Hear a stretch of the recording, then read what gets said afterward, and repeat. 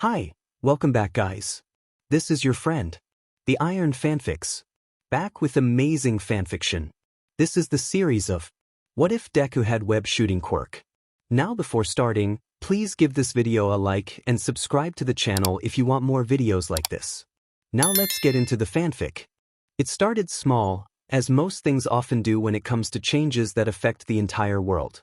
In this case, it started with a baby that was glowing like a light bulb not a day after it had been born.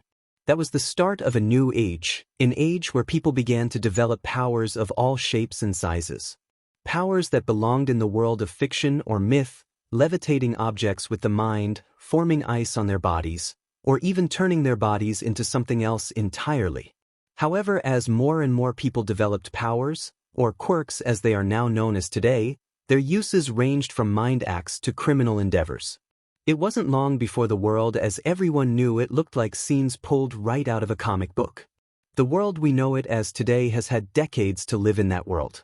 In that time many things had changed. An overwhelming 80% of the world population has a quirk in one form or another, meaning the world has molded around that majority, and with this number of superpowered people, not all of them use their gifts for good. But there are those who do, and in this modern age, those people are called heroes. Heroes who? Nicely done, Midoriya. Take a seat. The teacher told the student with a neutral tone of voice as he wrote down the presentation grade on his notebook. Meanwhile, at the front of the class, a young man with wild green hair and freckles dotting his cheeks blinked at the response to his presentation to the class. He was skinny, with no real outstanding features to distinguish him. Often he was actually referred to as plain-looking despite his green hair and matching eyes. And he actually had a lot more of his presentation to get through. But looking back to his class, the high schooler immediately shrunk in on himself, silently nodding and quickly making his way back to his seat where the person towards the front of him clicked his teeth. God, can we go one day without having to listen to you talk about heroes? Deku, the blonde boy behind him, said just loud enough for him to hear. Izuku Midoriya winced at the cutting remark. The freckled high school senior had been proud of the work he put into his presentation. He even managed to get through it without stuttering, something he really owed to his mom who helped him by being a surrogate audience member. He didn't expect much of a response if he was being honest, but seeing how others in their class had at least gotten some brief applause for their work while he had gotten nothing, well, it made the lifted spirits he had from his work fall right back down into the mud, with Bakugo's remarks being the boot that kicked them while they were down. As the next student gave their presentation on quirks used in the workforce, something that genuinely interested Izuku, he absent-mindedly took out his personal notebook and wrote silently while class continued on around him. After getting through the presentations, lunch rolled around for the students of Aldera High School. Izuku sat and ate alone, which was something that actually didn't bother him as it allowed him to go over his notebook without interruption. When that was over, the remainder of his classes didn't really pose any difficulty except for English, which was something that he tended to struggle with. Why Americans decided that it was necessary to have 3 different types of there was beyond him. Finally, at the home stretch of the day, his teacher announced something that Izuku had both been anticipating and dreading. So as third years, you're going to need to look into colleges soon. Next month we'll start the process of helping you all locate what career path you wish to choose, the class's teacher said as he wrote down the date on the board. But I think we all know which one everyone is gonna shoot for, he said with a knowing tone. Izuku smiled nervously to himself. The answer was obvious. UA University, the top-rated hero school in all of Japan, and one of the best in the world. While that title may seem daunting, it really came down to a few factors that Izuku saw: knowledge, skill, and commitment. Being a hero wasn't a hard profession to get into, but like any trade it took hard work. But unlike most other professions, there was a factor that went into play: quirks. And that was where Izuku faltered.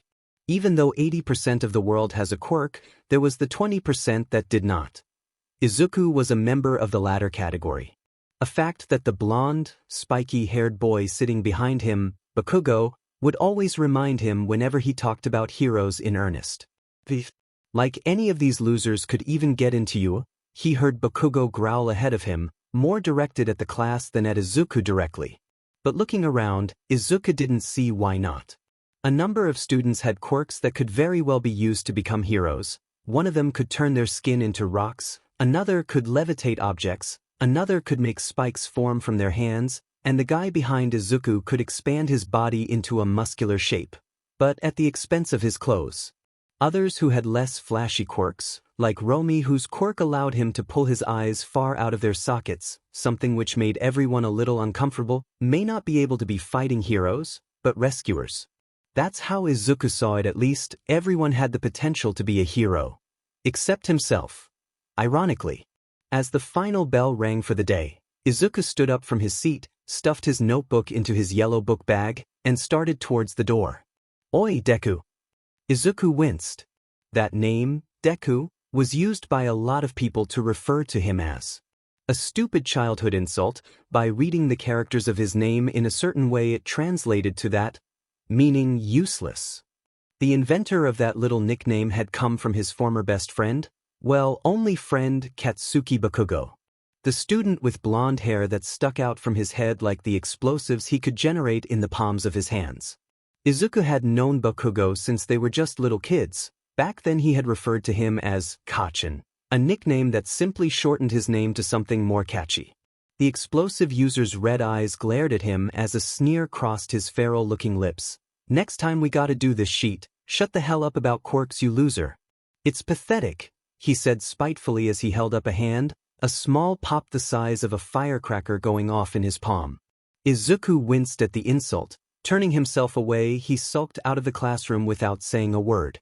But his craned-down head and slouching posture told Bakugo that he got the message. Quirks were typically not allowed to be used in any class. In fact, there were strict rules and regulations for people using their quirks to begin with. However, their homeroom teacher, Mr. Kaida, was lax with that rule when it came to Bakugo. The top-of-the-class student who got great grades, had a powerful quirk, and had never officially been in trouble. "Geez, that's kinda rude," one of the students muttered. Another shook their head. "I mean, he's not wrong. It's super annoying when he goes on those tangents. It's kind of pathetic too. He's quirkless, he's not going to get into any hero courses," a female voice said. None of them knew Izuku could hear them outside the door. The quirkless young man sighed to himself before walking away with haste. The sooner he left this place the better. 10 minutes later he was out the doors of his school and making good headway on his walk back home. His apartment that he and his mother lived in wasn't too far away from the school, which didn't really work in Izuku's favor as it gave him time to both dread his approaching day on his walk to school and to reel from it on his way home. He didn't hate school, far from it. He liked learning new things, especially when it came to heroes, but his classmates were what caused him the most grief. And it was all spearheaded by Bakugo, the loudmouth braggart who claimed superiority over everyone else in the class. And the worst part of it, in Izuku's opinion, was that he was right. Ice quirk allowed him to sweat a sort of nitroglycerin that he could then ignite and cause explosions. Izuku knew firsthand how those explosives could hurt. He was a shoo-in for Yua. Himself, on the other hand, there used to be a rule in place that you needed a quirk to apply for hero courses. However, given how rare people without quirks were becoming, it's no longer used since nobody really even tries for it who doesn't have a quirk. But he still needed to try. The green-haired teen shook his head of such thoughts, passing by a series of public lockers that he spared a glance. It was a landmark he would use to tell himself how close to home he was. He had been stuck in his thoughts for most of the walk home. Walking a few more blocks, he found himself outside the apartment building he lived in with his mother, Izuku Midoriya. Walking up to the 4th floor of their building, he fished his keys out of his pocket and entered his home. "Hey Mom, I'm home," he called out as he slipped his red shoes off by the front door, putting them against the wall before entering his living room. A head poked out from the hallway that led to the bedrooms and bathroom. Izuku took most of his appearance after his mother, their shared green hair and face shape instantly making them recognizable as mother and son. Though he got his freckles and wild hairstyle from his father, "Izuku honey, welcome home. How is your presentation?" she asked, walking out into the room completely.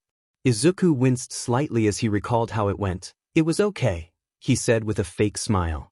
His mother's was genuine, however, and that made him copy it with one of his own. His mother was around his height and a little on the plus-size side, but she told him that any time she thought about it, She said there was just more of her to go around and love. "What are you doing?" he asked, noticing that her clothes were a little dirty.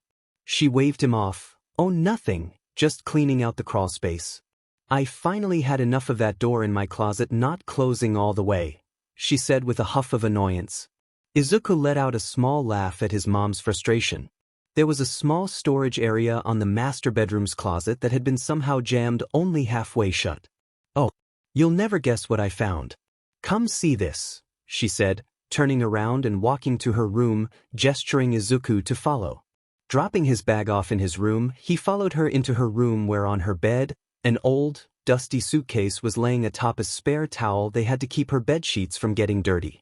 He also saw that there was a crowbar by her bedroom closet with splinters littering the floor. He blinked at the damage before looking at his mother, who held up her hands. "It got stuck and I just kept pulling with my quirk until… Anyway, this is what was causing it," she said, gesturing to the suitcase. He blinked in surprise as he recognized the container. "Wait, isn't this Dad's?" he asked, looking at his mom. Izuku Midoriya, Deku's father, had passed away over a decade ago. But the man's memory was kept alive by his wife and son. On the bedside table, Inko kept a photo of him on either side, one of them when they first met as young adults, and the other showing the three of them together on a picnic. Izuku had a photo of him in his wallet as well, though the more he grew the more it looked like a fixture version of himself with dyed black hair. "Yeah, I can't believe he hid it in the stinking crawl space," Inko said, putting her hands on her hips with a pout. "I loved that man, but I swear he was one of the most disorganized people I ever met," she said with a shake of her head and a tiny smirk on her face. Izuku stepped forward and unlatched the briefcase before Inko saw what her son was doing. "Honey, no, wait, dash," she warned, but as soon as the latches were flipped up, the tension of everything stuffed inside the briefcase for the past decade finally won its years-long struggle to burst free. Papers, documents, clothes, and even a few toothbrushes exploded out of the container across the room. Izuku stood frozen, his face covered with papers while an old dress shirt with a coffee stain had wrapped its way around Inko's head inexplicably. The mother and son stood in silence before they pulled the debris of the mess explosion off their faces. Looking at the papers, Izuku blinked as he tried to read what was on them. Mom, I might have damaged my eyesight?" "No, honey, that's your father's penmanship." Inko sighed as she picked up one of the pages and looked over the scribbles that littered the page. Hisashi had been a reporter, a job which he loved despite how it would at times pull him away from his family. Ironically, the further along his job that he went, the worse his handwriting had gotten, almost to the point it looked like another language. Izuku looked at the pages as well. "I mean, maybe it's not that bad?" he asked. "It's even worse." Izuku muttered in horror as he looked over the collected pages that he had helped his mother clean up. While she had taken the clothes inside the case and thrown them in the washer, Izuku went about collecting the pages in order and organizing them as best he could. He thought that maybe, collected all together, it might somehow make the journal legible, and while he could make out what his dad had written, it had taken him about 2 hours to get through 5 pages, out of 100. He was in his room now, his black school uniform shed for a pair of jeans and a long-sleeve shirt that had the word fabric printed around the collar. Decorated around his room was merchandise of one hero in particular, the #1 ranked hero in all of Japan, All Might. Looking over at one of his realistic figures, Izuku saw the towering powerhouse of a man. Though the figure was a miniature, it still managed to capture the form of the hero. While this was a 1/12 scale model, the real All Might stood at a towering 7 feet 3 inches compared to Izuku's smaller frame of 5 feet 5 inches. With blonde hair swept back except for 2 tufts of hair sticking out like antennae atop his head, his profile alone was instantly recognizable. But what stood out to Izuku was the smile, the reassuring smile that put whoever he rescued at ease. Looking down at his father's journal, Izuku felt himself frown. After his father died, Izuku didn't really have much of a father figure in his life. His mother loved him, told him that every day, but the absence of his father who also showed him that love was felt. And Izuku was the first to admit that the loss of his own father fed into his idolization of All Might, embarrassing as that was.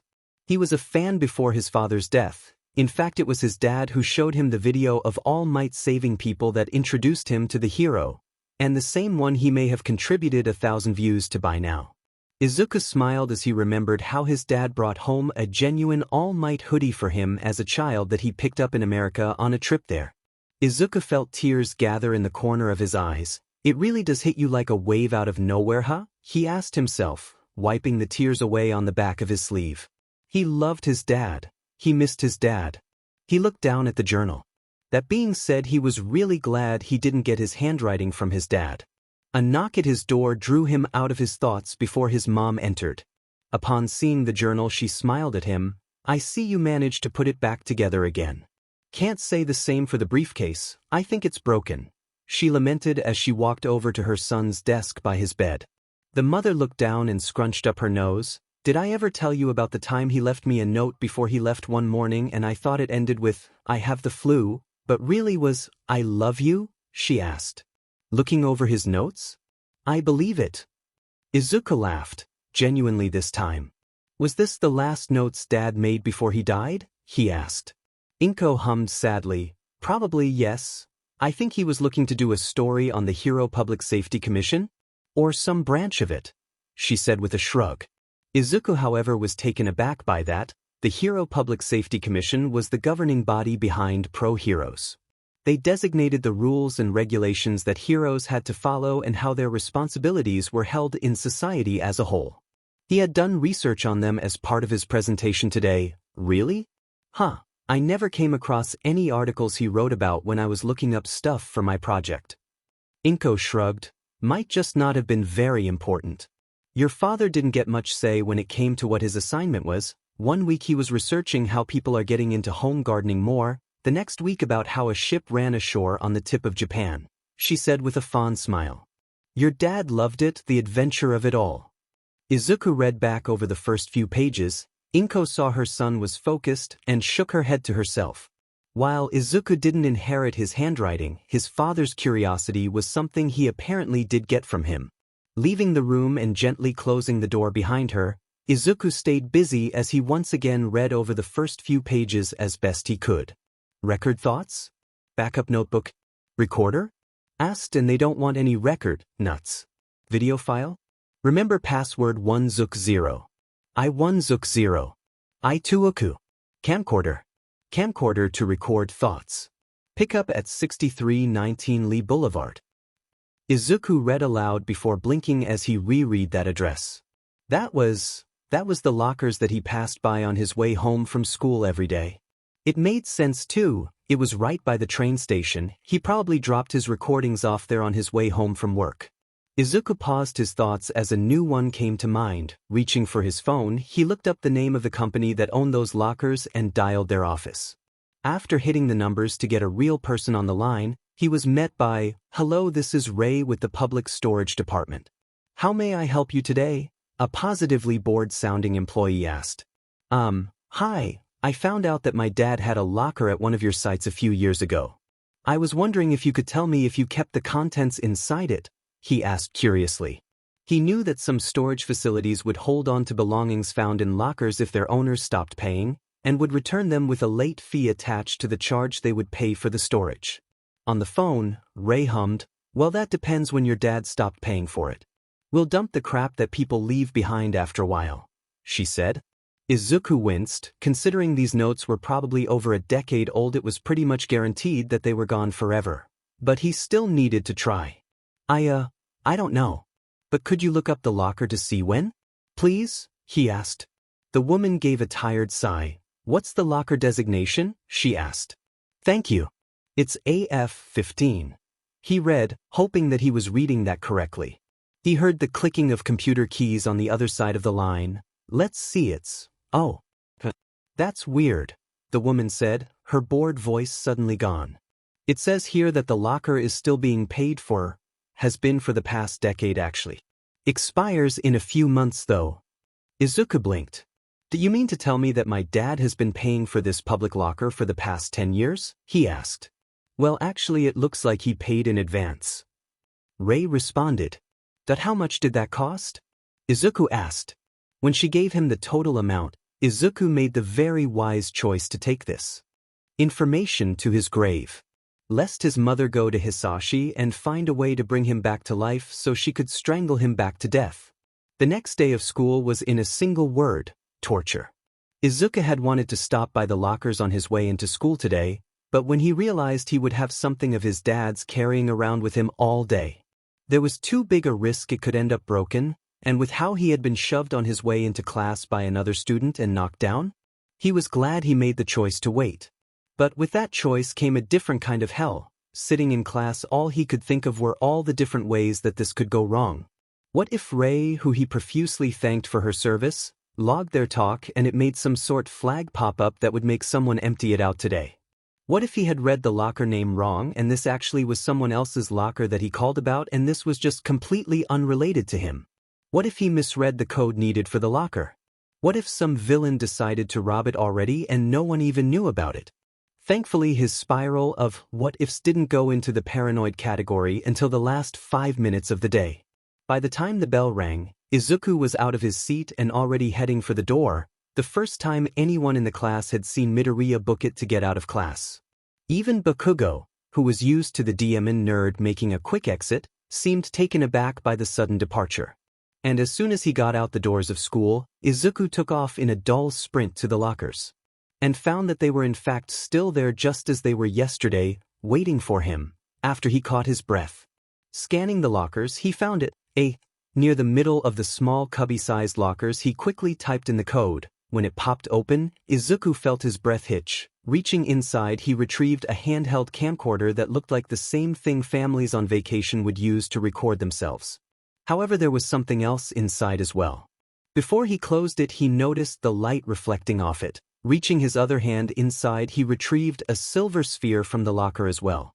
It was perfectly spherical. The notes he had been able to read didn't mention anything like this, but it could just be something else he had for the story. Izuku took it with him as well, carefully putting both items into his bag before hefting it over his shoulder and closing the locker, and then making sure to contact the company again to clear it up. The walk home must have been the most careful he ever was until this point in his life, even going as far to take the elevator up to his floor when he usually just took the stairs. When he entered his home, he called out, "Mom? You here?" he asked, part of him excited and nervous by what he had discovered.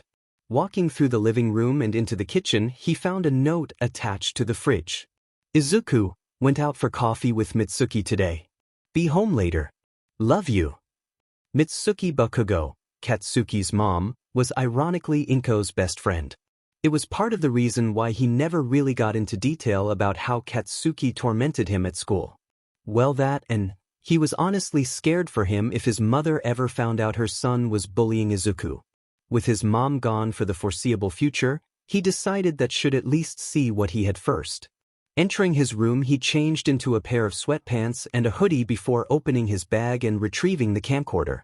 It wasn't an old model, thankfully. He had no idea where the heck he'd go to find something that plays tapes, but a digital camera. Pressing the power button, however, showed that it was out of power. Turning it over in his hands, he found the battery cap, as well as the old battery acid that crusted around it.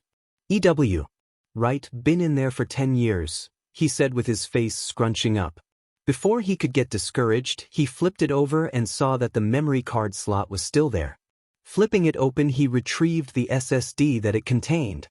His attention went to his laptop on his desk. He nearly tipped his chair over from how fast he pulled it out. Turning the computer on, he inserted the storage drive into the side of the computer and watched as the file appeared on screen. Opening it, Izuku was hit by an unexpected wave of emotion when he saw the menu. Family videos. Baby Izuku videos. Work notes. Oh, Dad? He said in a low voice, tears pricking his eyes as he thought of his father taking this on trips with him so that he could always view his family. He didn't know where to start. Opening the file with the Family Videos tab, he saw a handful of recordings. Clicking on one of them, a video started that centered around the living room. Izuku Midorya sat crouched behind the couch, putting her finger up to her lips before the camera turned to a young Izuku. The green-haired toddler was wearing a red, white, blue, and yellow All Might hoodie, running into the room and searching for something. Oh, thank goodness. It's All Might. Hisashi's voice said as little Izuku turned to him, his confused expression quickly changing into a smile. Yes. It's me. All Might. Hello, citizen. Izuku said to the camera as he waved. He looked around again. I'm looking for a big villain. She just came to my room and attacked me with tickles, he said, horrified by the villain's actions. As little Izuku walked in front of the couch, his mom sprung her trap. He squealed as his mother wrapped an arm around him with one hand, pulling the hoodie up to expose his belly and continued tickling him. Haha. No mommy, stop, I'm gonna pee. The video ended shortly after when Hisashi couldn't control his own laughter. Izuku wiped some of the tears that were now going down his face away. Checking the next folder, he saw what it meant by baby videos.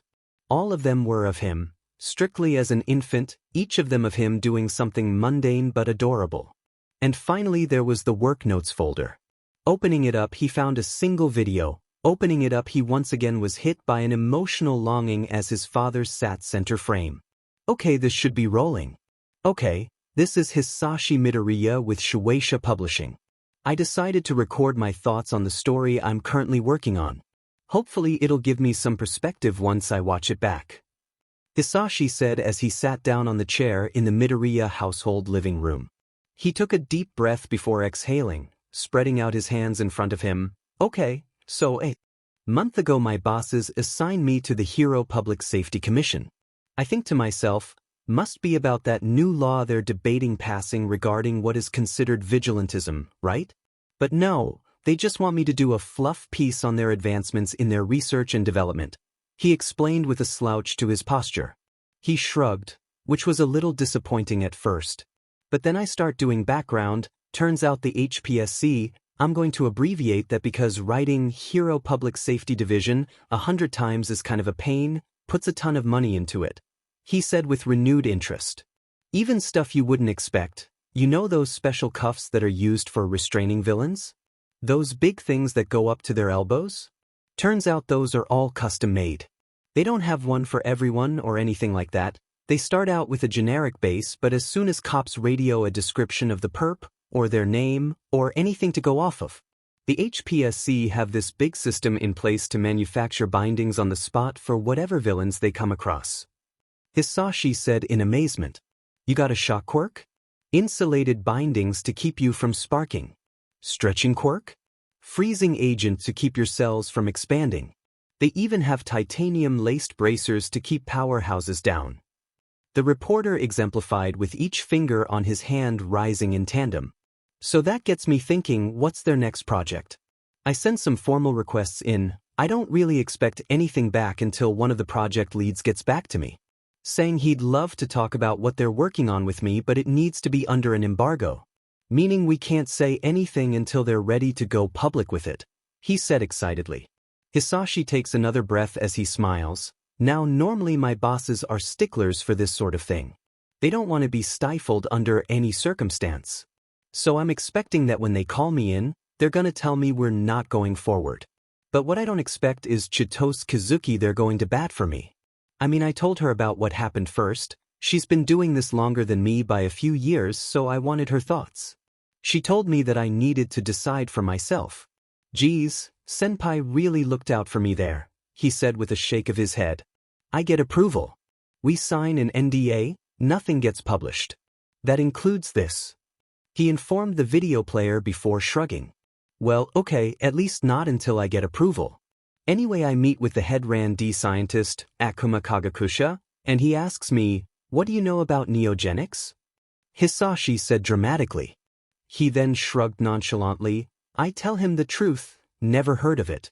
I got notes that go more into detail, but he tells me that neogenics is the study of living beings, their DNA, and how to manipulate it. He revealed. Izuku paused the video. He never heard that term either. But he had also recently done his own public research into the HSPC, so why hadn't he heard of any of this then? He pressed play. Akuma used this as an example. Say your quirk is like mine, you can breathe fire but doing it causes your throat to be burned. Neogenics would allow us to manipulate genes so that we could develop a natural defense for those flames. He explained with excitement in his voice. But then why is he working for the HSPC then? Right? I ask him, and he tells me that his research was originally going to be used for medical procedures like that, But that didn't get many people's attention. However, that's when he brought up the HPSC's involvement. He said in a less enthused and more somber tone. The HSPC wants to use this on heroes. I mean, it makes sense in a way. What if you could take someone like Crimson Riot and change his hardening ability to not just his hair, but his entire body? Or make it so that Endeavor doesn't need to be cooled down when he uses his quirk too much. Makes sense, right? He asked.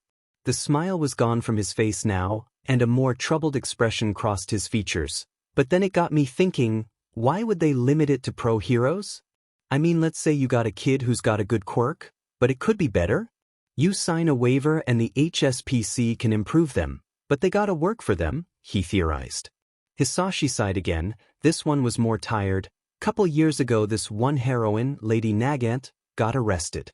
We had a GG order put on us not to talk about it, but I remember Chitose being so set off about it. But she told me how Nagant had been coerced into actions that, well, she didn't get into detail about it. But I can see the HSPC doing something like I just imagined, he said in a dire tone of voice. He then scoffed. Then that's when the real kicker comes in. I ask him, what about quirkless people? How would this affect them? And you know what he says to me? Right to my face? He asked with a disgusted expression. He says, well then they would finally be useful to the world. Useful? I can't even believe.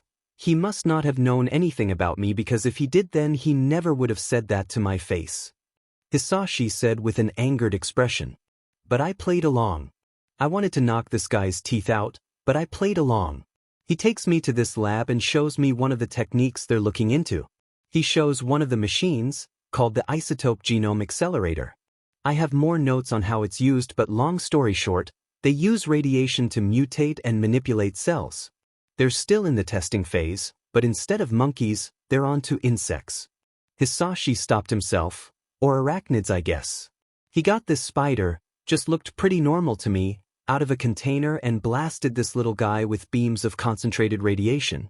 I thought I was gonna witness something like sticking tin foil in a microwave, but the spider was fine. Hisashi reached down off the screen and picked up a silver orb, the same one that was in his locker at the station. Izuku looked down at the orb on his desk curiously before flicking his attention back to the screen. He put it in this thing and told me that he mutated the DNA so that this thing is basically a super spider.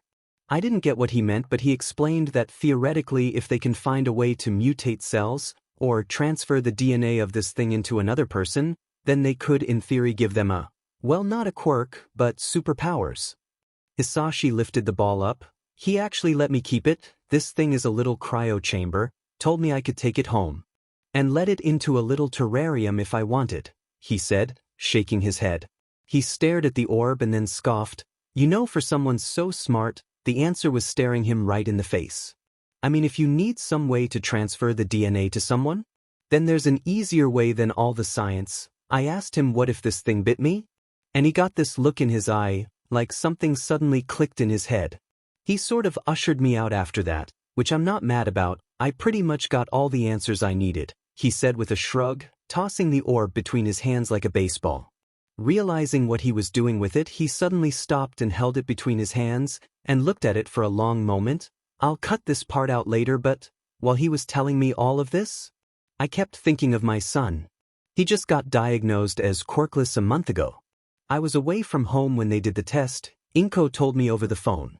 He was just watching that video of All Might I showed him on repeat. Hisashi looked directly at the camera, and his son.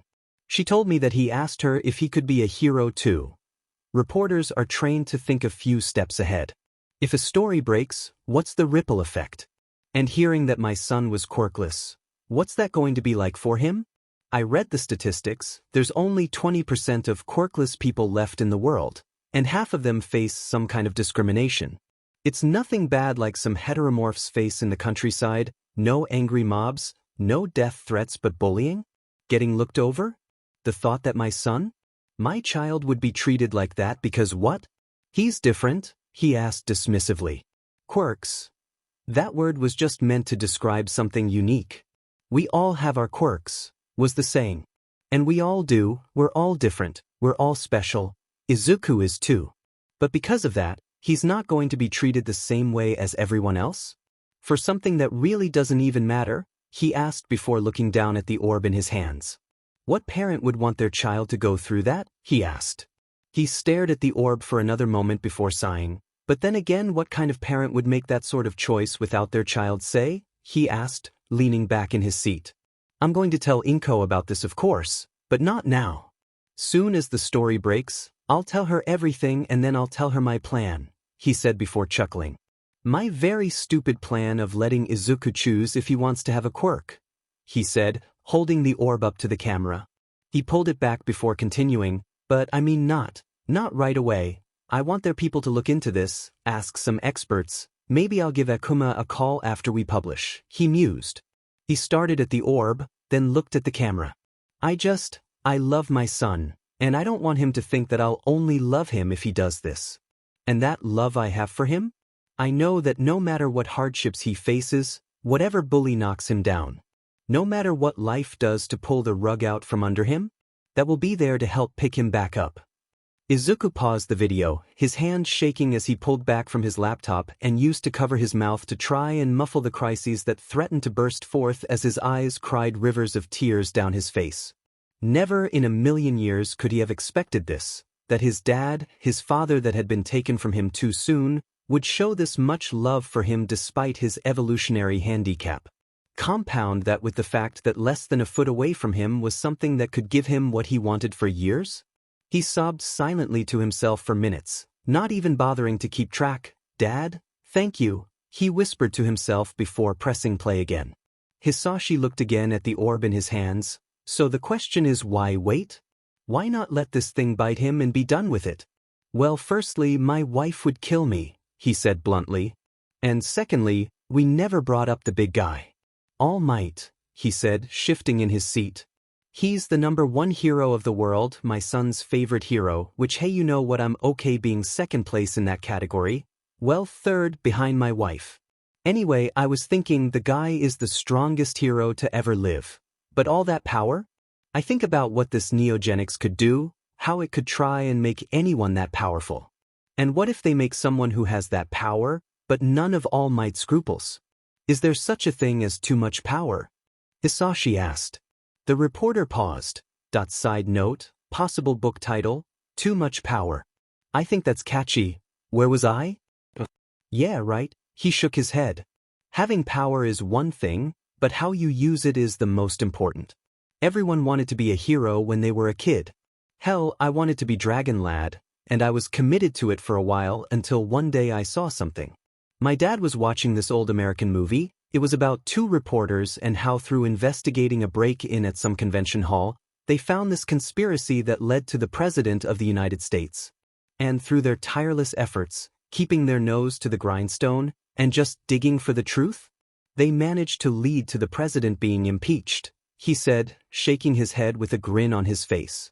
I was blown away when I found out it was a true story that got me into journalism.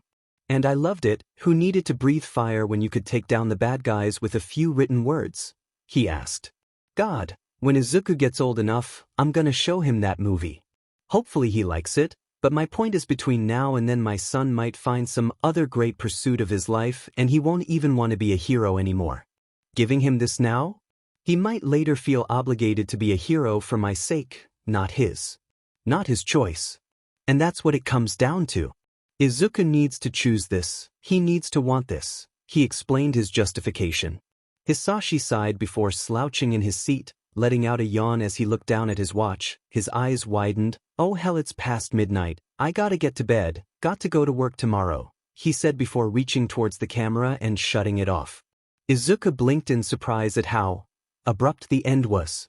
He closed the video file and took a look at the date the video was made.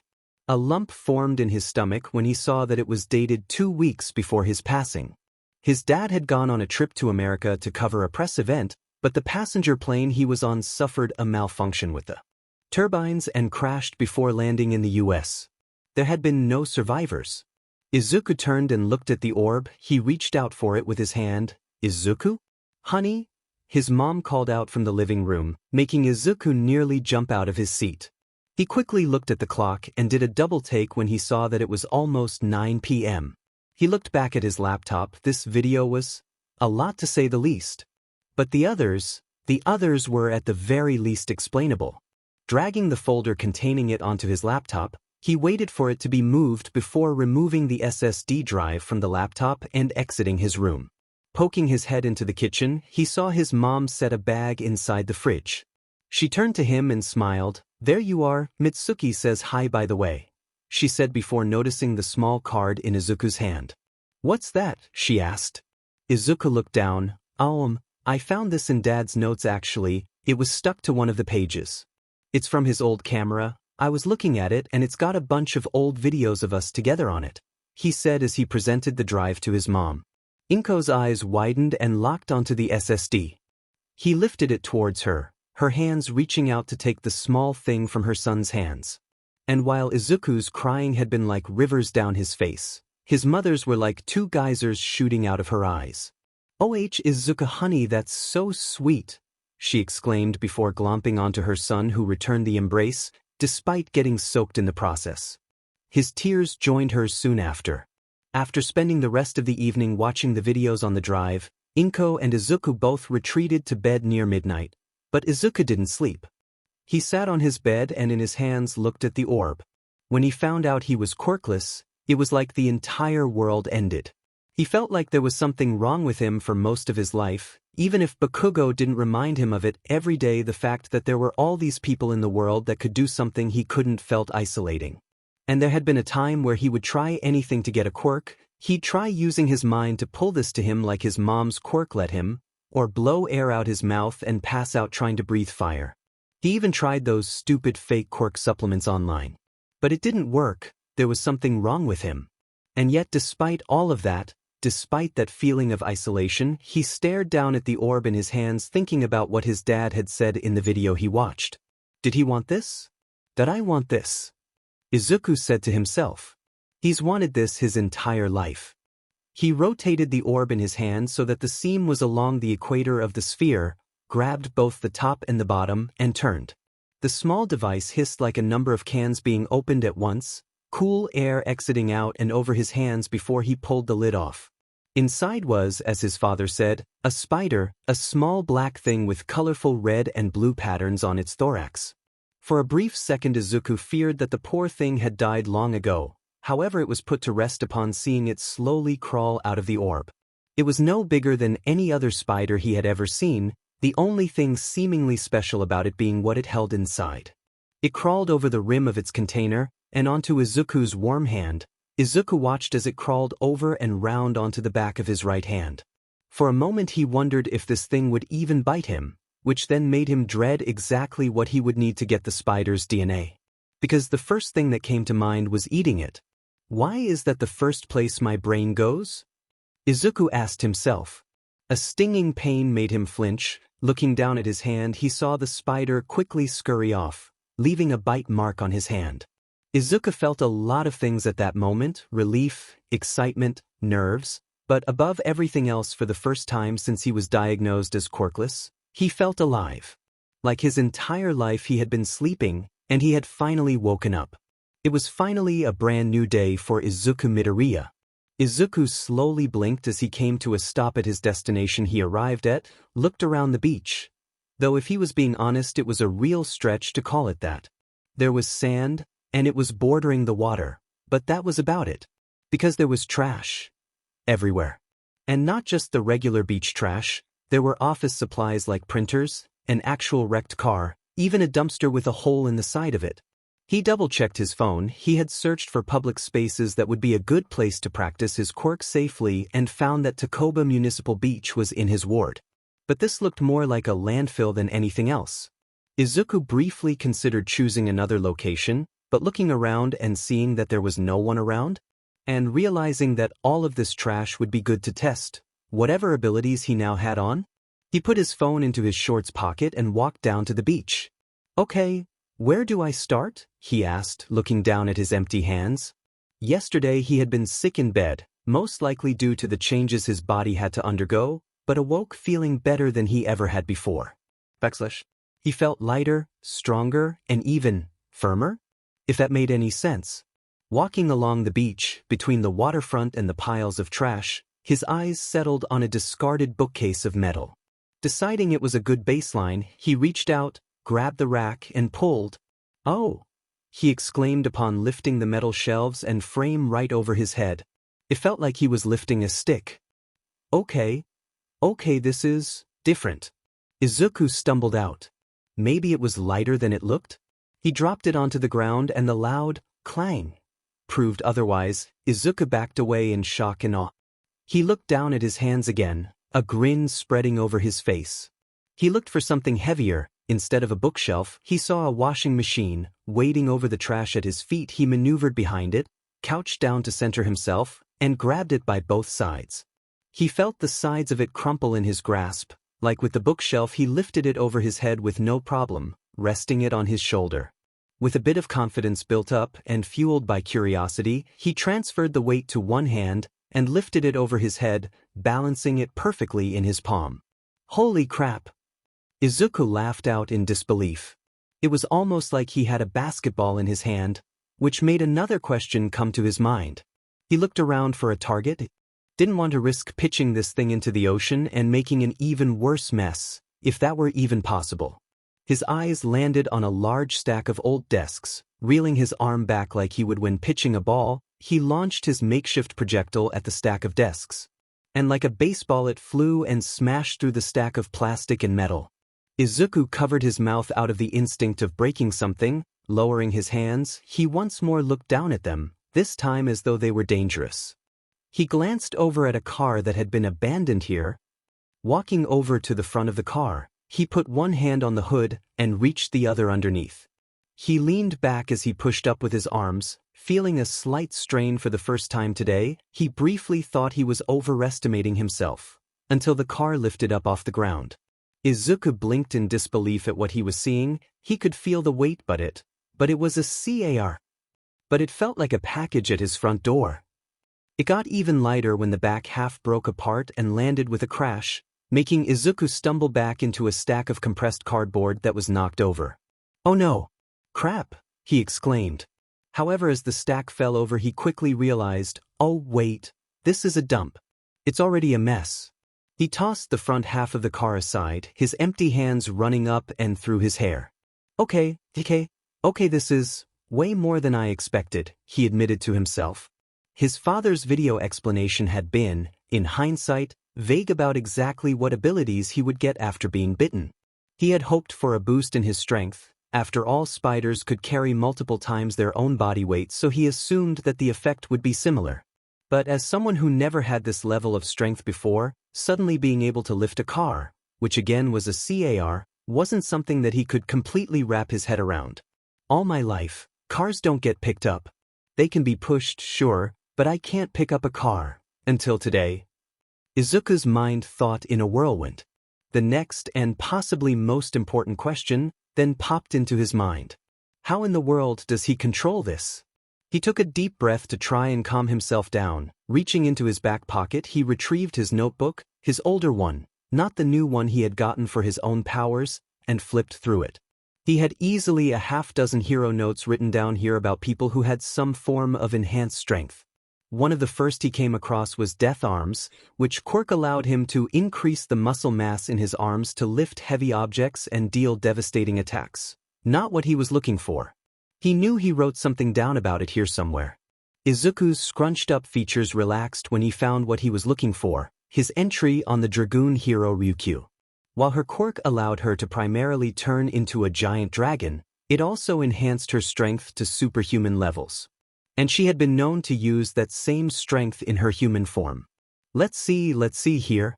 Back when I first gained my quirk, I was scared that I might accidentally hurt someone with it. So my parents helped me train myself to hold back. This was done by working my way down from something I felt myself straining against. For example, I used a sheet of metal. When I got used to manipulating it, I tried something less durable, and so on and so forth until I became comfortable to not even pull tissue paper apart. He read to himself out loud. Izuku thought the idea was pretty straightforward. He just needed something he had to put effort into crushing and work his way down. Looking at the front of the car, He grabbed the sides of the hood and experimentally pressed his hands together on either side.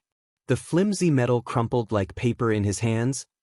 Maybe something tougher, he mused, looking down into the remains of the car. Most of the parts had been stripped out before being dumped here except for the engine itself.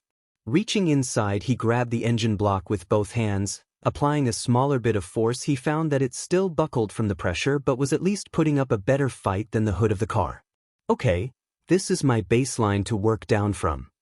Izuku said to himself, still in disbelief, that he was wielding a car's entire engine in his hands with as much ease as he had.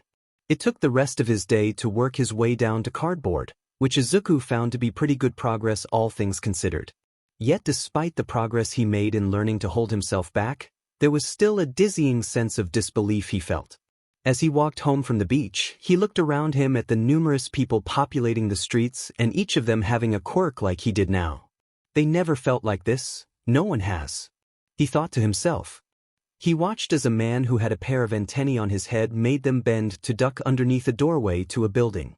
Or how down the street, a little girl who had looked to have skin made of metal was running along the street and clipped a bike rack without slowing down despite the reverberation of sound it made. Izuku stuffed his hands in his pockets, even though he could probably tear through the fabric with ease. It was just so bizarre.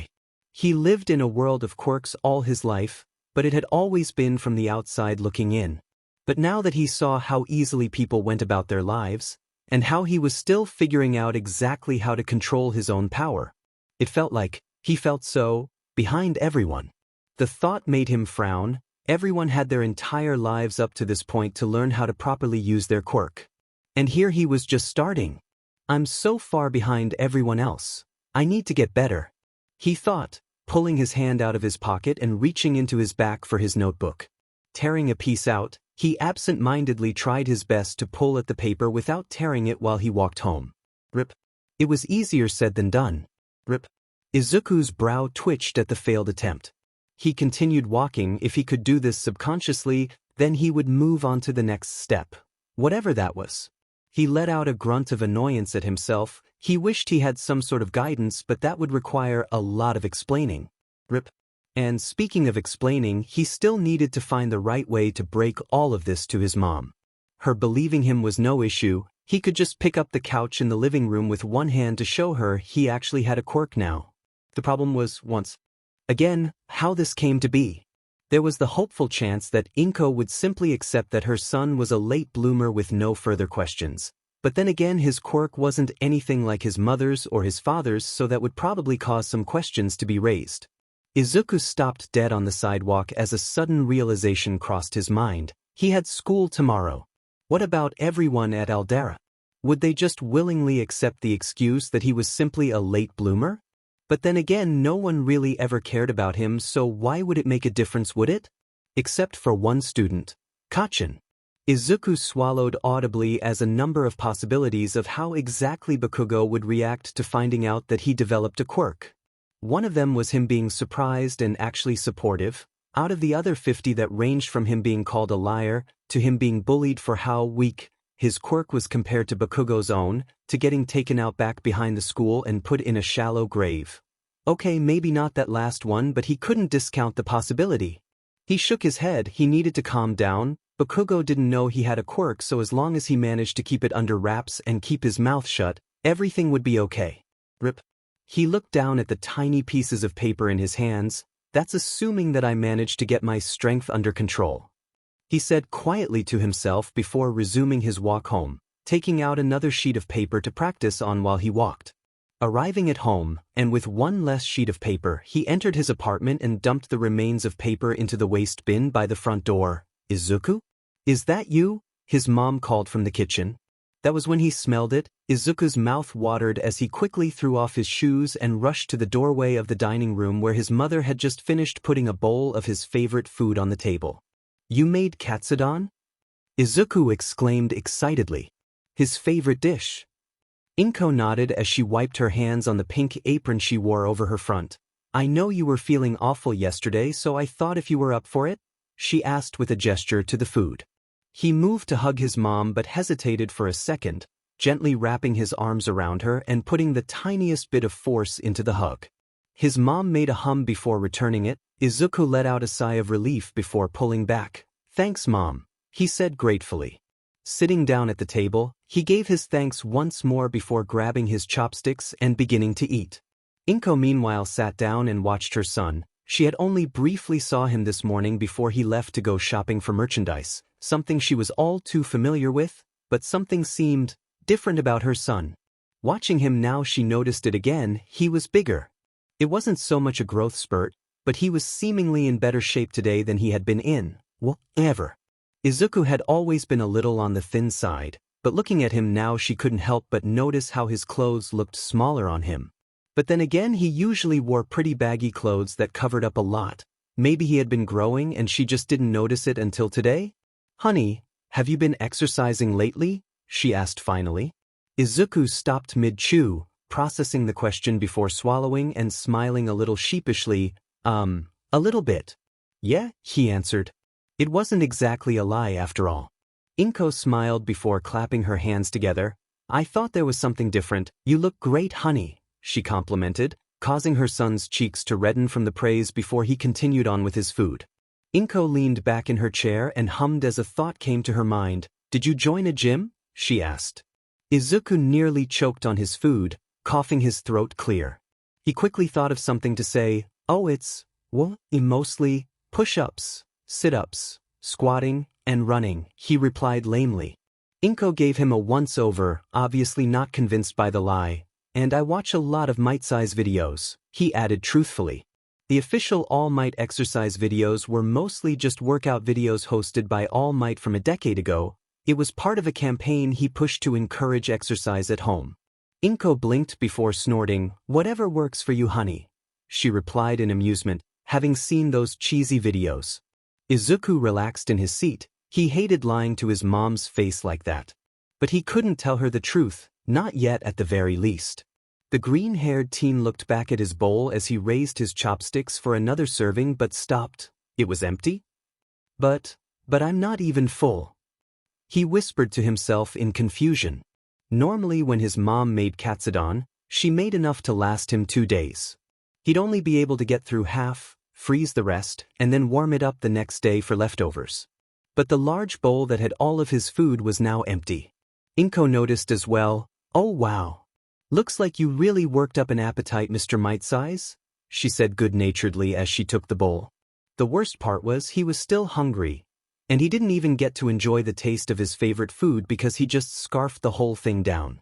His head fell forward onto the table. "It's not fair," he bemoaned. The rest of that evening Izuku spent doing something he should have done already, researching spiders. His excitement over not just his recovery but the prospect of discovering his new abilities overrode any other thought he had. So after a dozen articles online, a couple of videos, a lot of late-night snacks, and maybe 1 or 2 nightmares about being a giant spider that he didn't want to ever revisit, Izuku felt that he had done enough research. Izuku now sat at his desk in class, writing in his spider notebook what he discovered last night after his research. Okay, first and foremost, spiders are incredibly strong. They're able to lift upwards of 8 to 10 times their own body weight. But that's relative to their size, so I can't imagine what I can do if the same logic follows. He wrote it down in his notebook. "I can't believe I didn't consider jumping when training the other day. Spiders can jump super far as it turns out. Makes sense because of how strong they are. I want to see how high up and how far I can go. That actually might be a better way of learning to hold myself back than the paper technique."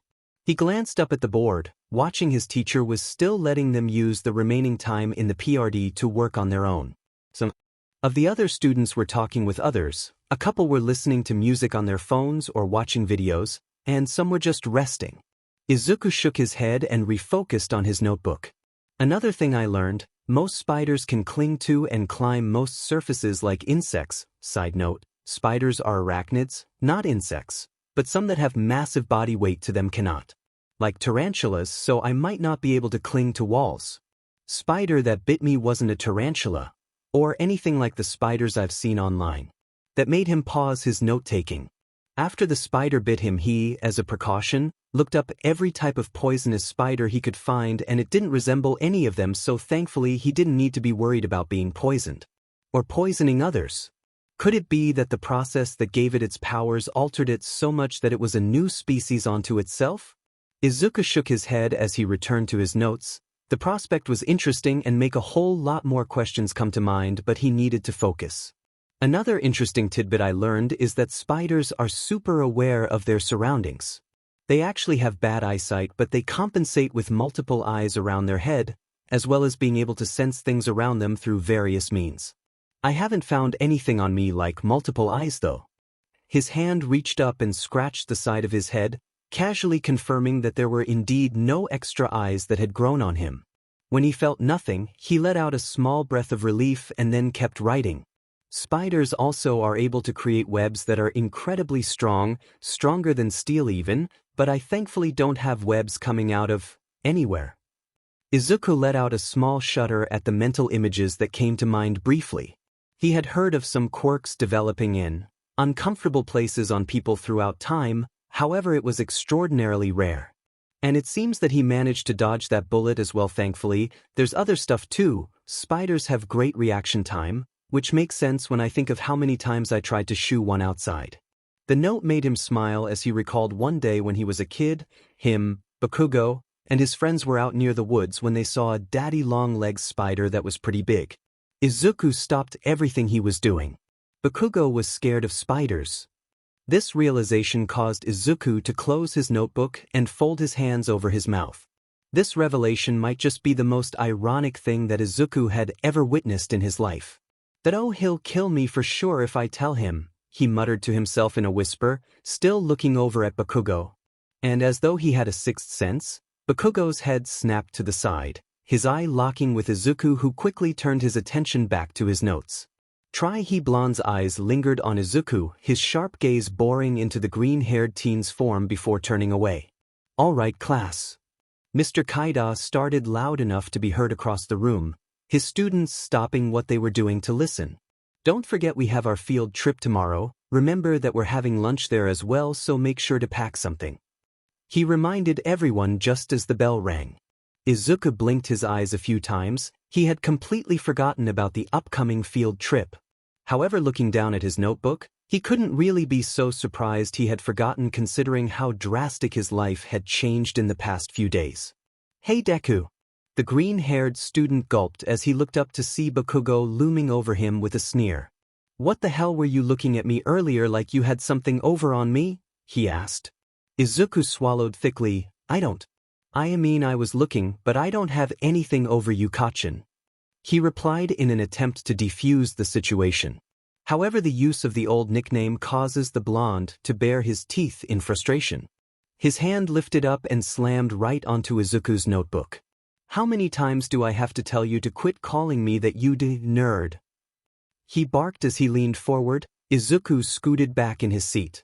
Izuku glanced down at his notebook under Bakugo's hand, a bit of smoke coming up from between his fingers that were wrinkling the paper. Bakugo caught his gaze and followed it. "What's this dash?" he began as he raised his hand off the journal ever so slightly. Izuku's hand darted out and snatched it before Bakugo could grab it. It took him a half-second to realize Izuku swiped it. His lips curled into a sneer. "You really want to do this, Deku?" he spat out. Izuku's eyes looked up at him, then his notebook, and then the door. He was out of his seat and sprinting down the hall a second later. "Oh, don't you run from me, you shitty nerd!" Bakugo yelled as he chased Izuku down the halls and through the school. On the bright side, Izuku did want to see how much his stamina had improved, and as it turned out it had done so greatly. Running through the school at full sprint, down to the ground floor, and out the front of the school was more like a jog than him running for his life.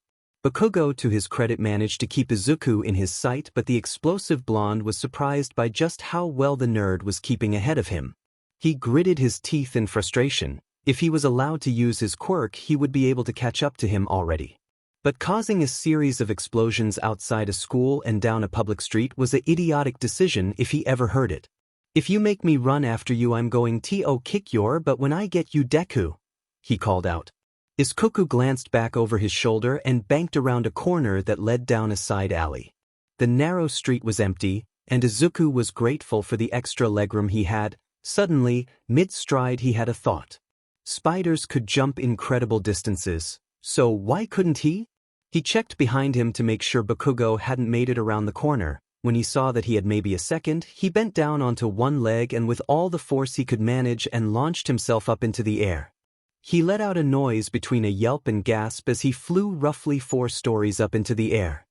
His feet kicked out as his arms flailed around for something to grab onto. It wasn't until he reached the apex of his arc that he decided to look down and immediately regretted it. However, he did see a roof's ledge that was just in his reach.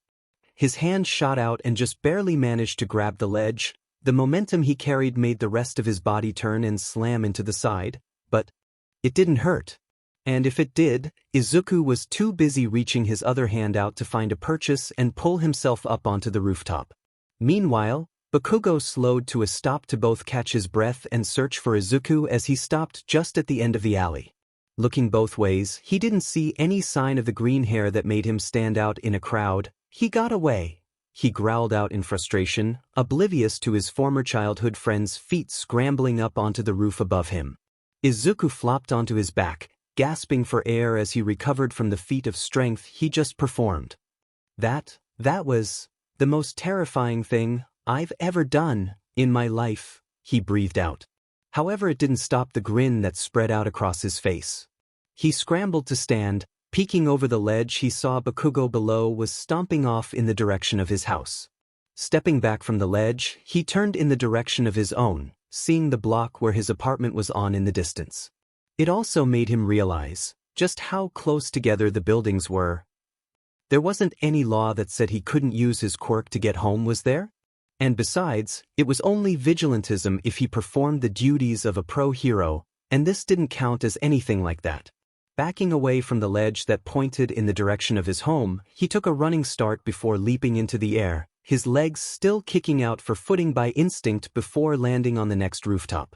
Landing in a crouch, he broke out into another run and then leapt towards another building. This time when he landed, he managed to continue his stride and momentum. The entire time, Izuku was beaming. His training with the paper had helped him get a sense of pulling back his strength when needed.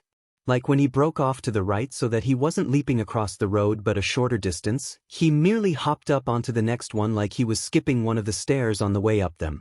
Looking over at one of the antennas that littered the rooftops of the city, he jumped at it, grabbing the horizontal bar that jutted out from it, and with his momentum carrying him, launched himself over an AC unit. Soon leaping from building to building was like leapfrogging from one point to another. He even leapt up towards a water tower and pivoted off the side of it to get a little more height for his next leap towards one of the apartment buildings. These buildings were too tall to reach the roof, but he dropped onto one of the open balconies that held the entrances to the various apartments. When he reached the end, he launched himself over to the next one by jumping off the railing of the previous one. His apartment was just ahead of him. Unfortunately, he miscalculated the trajectory of his jump. "Oh crap!" he exclaimed before slamming into the side of the building between 2 floors and fell down to the ground, landing in the parking lot. Izuku winced at the impact against the asphalt. Thankfully no car was beneath him in the parking spot he landed in, crashed in. Opening his eyes, he saw the spot where he had hit the building and swallowed when he saw just how far he fell. Yet despite falling more than 4 stories, he wasn't hurt. A little sore maybe, but he easily sat up without any noticeable discomfort. Looking down at his slightly scuffed clothes, he inspected himself for any injuries but found nothing. "Guess I'm also tougher than I look. A lot tougher, might come in handy," he commented to himself before standing up, brushing the dirt off himself. Thankfully no one had been around to see his fall, or the leap he took to the 4th floor of his apartment building. Climbing over the railing, he settled into a walk down the balcony that led to his door, only for it to open just before he could get his keys out of his pocket. Inko blinked. "Oh, honey, you're home early." Izuku had to suppress the grin that threatened to spread across his face. Yeah. Found a nifty little shortcut to get home," he said before seeing the trash in his mom's hand. "Oh, I can get that," he said, reaching for the bag only for his mom to move it away and hold up her hand. "It's fine. Besides, I'm going to run to the corner store for some eggs." "I'll be back soon," she said, moving around him and going the way he had come. Izuku slipped into his apartment, closing the door behind him before leaning his back against it. letting out a breath as he shook his head. His strength, his speed, his agility, all of them were leagues better than what he had before. Which wasn't saying much since it was pretty non-existent, but still it was surreal for the formerly quirkless teen. He quickly changed out of his school uniform, showered, grabbed a bottle of water from the fridge, and returned to his room. Laying on his bed, he scrolled through his phone and looked up some videos about parkour that he could save and watch more in depth later. I still can't believe it. I thought maybe I'd get a little stronger or something, but I jumped 4 stories up into the air. And I'm not even tired. I feel like I could stay up all night and not be tired at all tomorrow. He thought in amazement. Lowering the phone away from his head, he looked up at his ceiling in wonderment. His trip back home felt so liberating. Of course, not everyone's quirk granted them abilities to traverse so freely through the city, but he knew that a lot of heroes would patrol from rooftops for crime, and now he understood why. It was awesome. The thought that a small spider bite could do all of this still boggled his mind. How could such a little thing that everyone sees crawling on a window or wall be able to? Izuku blinked as he stopped mid-thought. He was staring up at the ceiling, lifting his hand up in front of his face. He moved it away to look back at his ceiling. Could it really just be that easy? Standing up from his bed, he approached the wall next to his door, the one that still didn't have an All Might poster on it, and lifted his hand to the surface and pressed it against the wall. If jumping, running, and his agility came just as easily, then it stood to reason this would too, right? He raised his other hand higher on the wall and pressed against it, and like one would climb anything, he pulled himself up off the ground with his hands sticking in place. His feet touched the wall for more stability. He tried to pull his other hand off the wall but felt it stick in place. Oh, he said as he gave it another tug. This time his hand came free along with a bit of the paint. From the wall. He grimaced and ever so gently put it ahead of his other hand, and repeated the action with his opposite limb. He crawled up the wall like a child would on the ground until he found himself sticking to the ceiling, upside down with his hair drooping towards the floor above him. Oh, cool, Izuku said quietly to himself. A pair of heavy boots paced in front of the door to the apartment. He had been waiting for the deal all day now. When he accepted this job, it had been made very clear to him that he was to follow the instructions given to him to the letter, which was to stay at this apartment in a fake name all day until someone knocked at the door. Whereupon he would receive further instructions to complete his task. However, he wasn't given any more information than that. As a result, he was stuck in this apartment all day, buzzing with nerves as the possibilities plagued his mind. Knock knock. The man stopped dead in his tracks. Rushing to the door, he paused for a moment before carefully opening it. No one was outside, but a package was not at his feet. Sliding it inside quickly, he closed the door and locked it shut before picking the package up off the ground and taking it into the living room, where he set it down on the table. The parcel was a standard-looking cardboard box, but with no shipping label on it and an easy-to-open flap on the one side. Opening it up, the man pulled an equally sized box out made of hard plastics with latches on it to keep it securely closed. Unlatching the box, he flipped the lid up and looked down at the contents inside. The buzzing stopped as relief filled him. "Thank God," he said before a ringing came from the box. Reaching in, he shifted some of the contents aside and grabbed a flip phone that was securely tucked inside the fabric the box contained. Opening the phone, he saw a blocked number but answered regardless. "Hello. Were you told to answer this phone?" A cold voice on the other end of the line asked. The man swallowed as the buzz returned. "But I figured that it was better to answer than not to, and make you mad, sir," he replied stiffly. There was a pause at the end of the line before the voice came back. "Very astute of you. Now then, underneath the equipment provided will be documents pertaining to your target, including a floor plan. Do you see it?" the voice asked. The man pulled the equipment out and saw an envelope. Opening it up, he slid the documents out. "I do, sir." "Excellent. I've already planned out the best entry point. You will have approximately 15 minutes to get the items which the buyer has requested. This, of course, is assuming the decoy team is able to draw the attention of local pro heroes and police forces.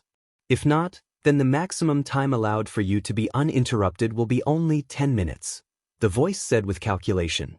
The man nodded, despite the fact his employer couldn't see him. "Understood, sir. What about local law enforcement? Guards? Private security?" he asked politely as he could manage. Non-existent. The facility's defenses are the building itself. Most people with highly valuable equipment expect theft to be carried out with the intent of avoiding any detection whatsoever. Thus, all their security measures are to silently alert law enforcement while the perpetrator is too occupied with their theft to notice. They expect church mice to sneak in. You are going to be a battering ram smashing through the front gate. If this had been any other week of his life, this field trip might just be the most exciting part of it for the young Midoriya. However, given the events of the past 3 days, it wasn't. It was still pretty exciting though as they stepped off the bus outside the building they were here to visit. It was wide, taking up a large section of the street with its front entrance. It wasn't very tall, but its dome-shaped roof made it stand out from most of the buildings in this part of the city. The class moved as one towards the entrance of the building where a man in a white shirt and black pants waited for them on his shirt's left chest with his name tag underneath the logo.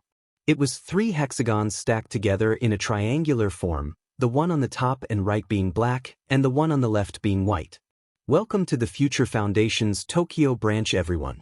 I'm Mr. New, head of public relations for this branch. The man greeted the class warmly. Most of the class reaction ranged from the politely listening to completely interested, to Bakugo's downright dismissive roll of the eyes. Izuku, however, was bouncing on his heels in excitement. The Future Foundation wasn't like any other support company that supplied heroes with their items to help with their clients' needs.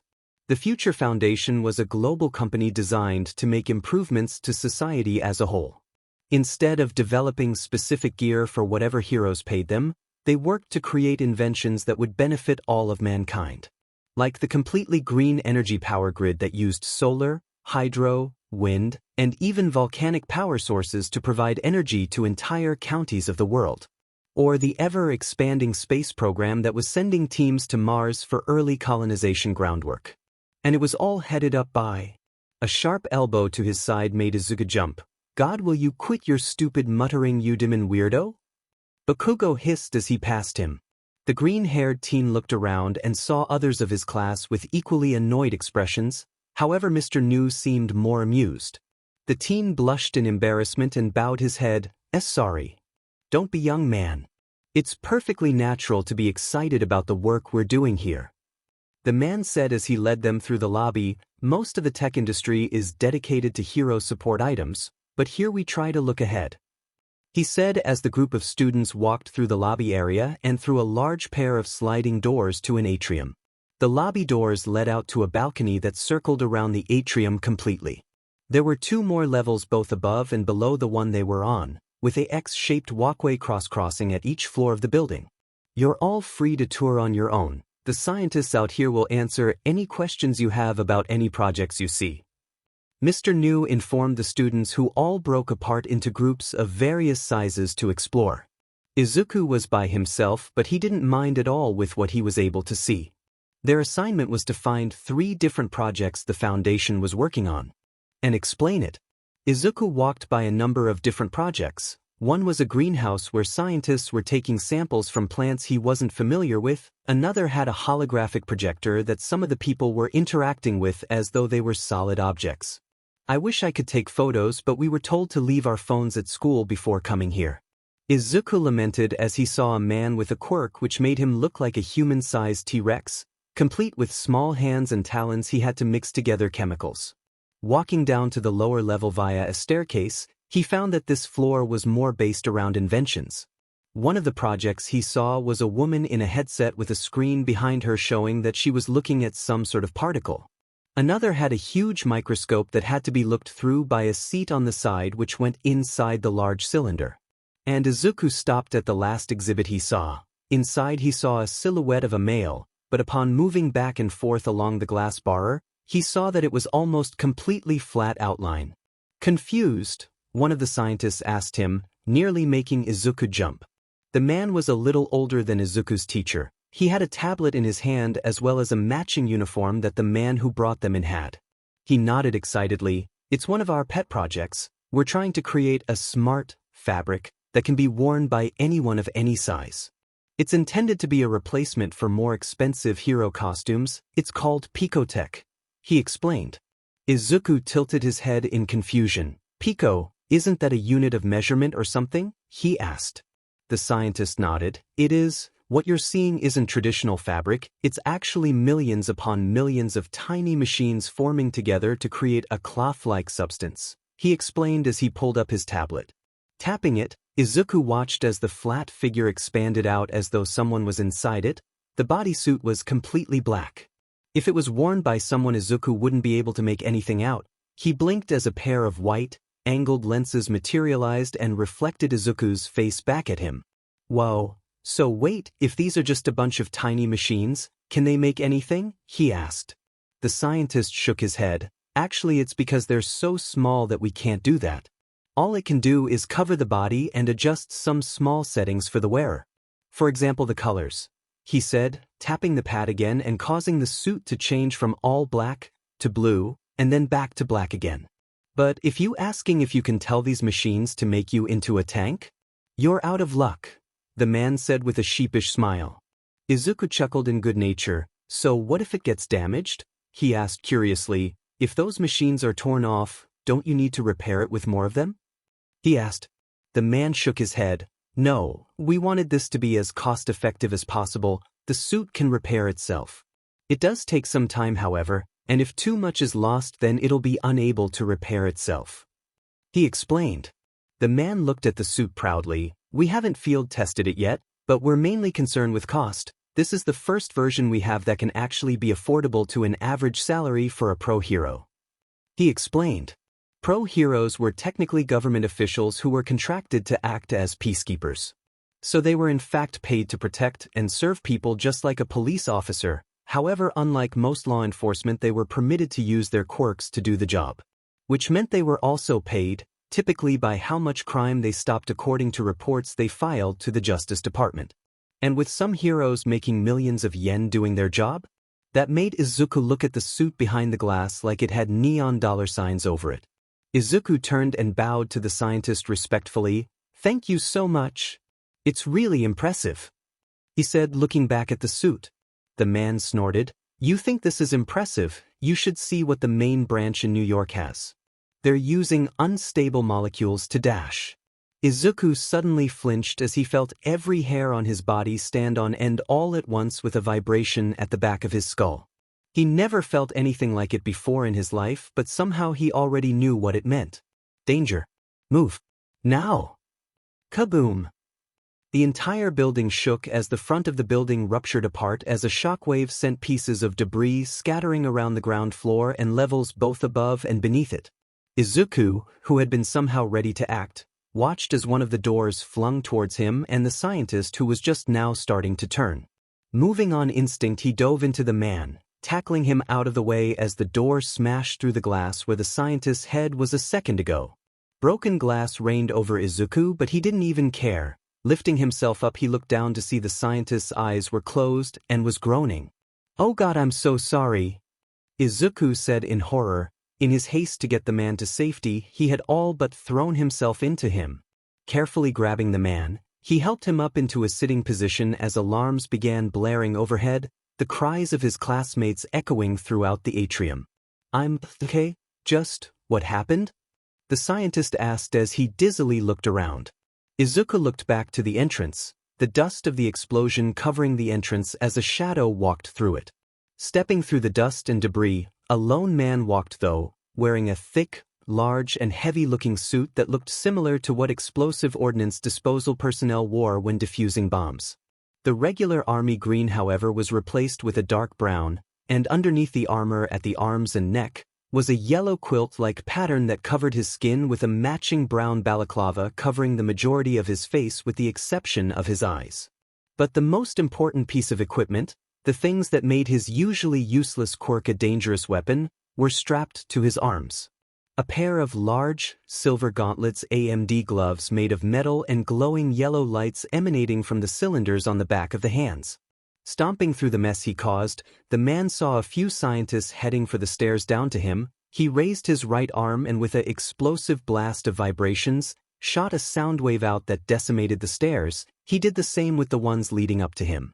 Most of the targets were down on the secondary basement level, running across the bridge, he vaulted over the side and fell directly down.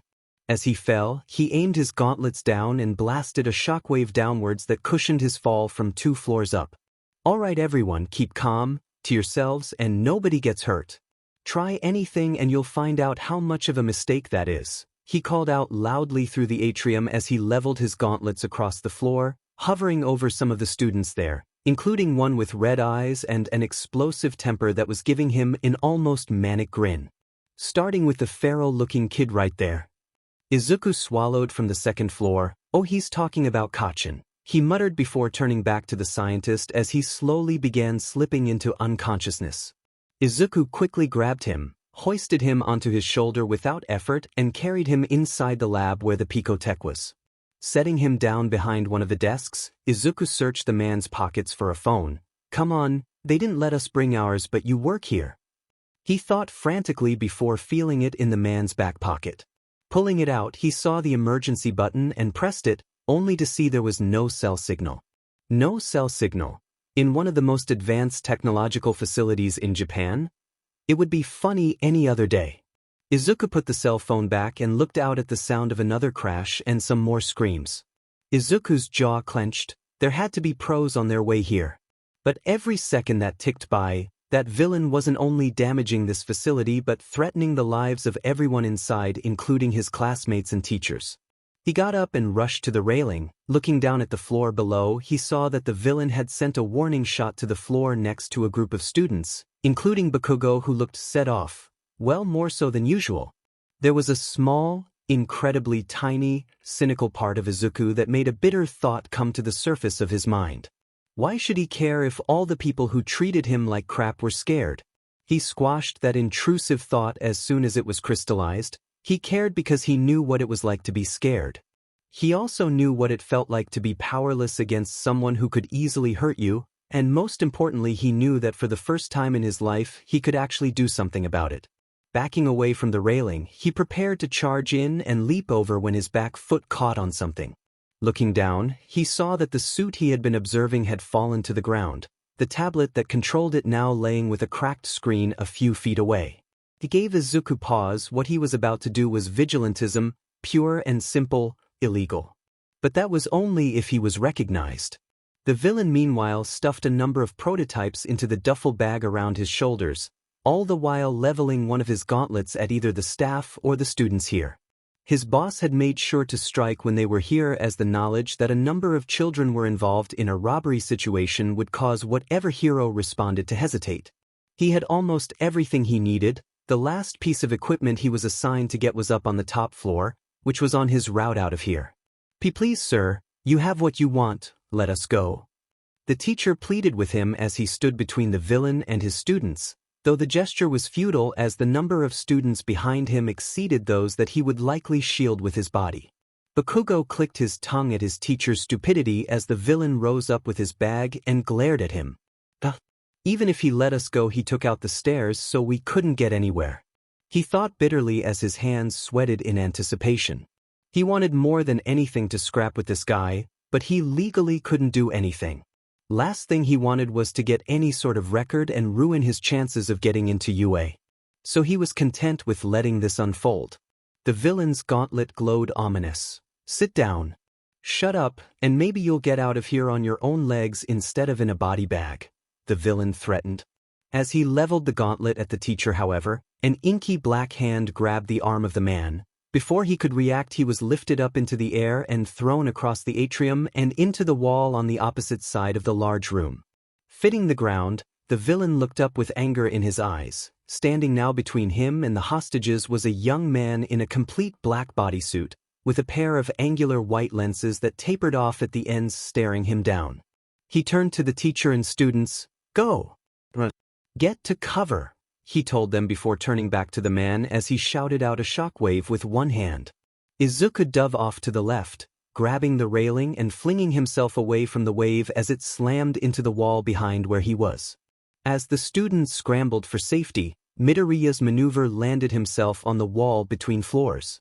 The villain tracked him and fired another blast. Hold still, you little bastard.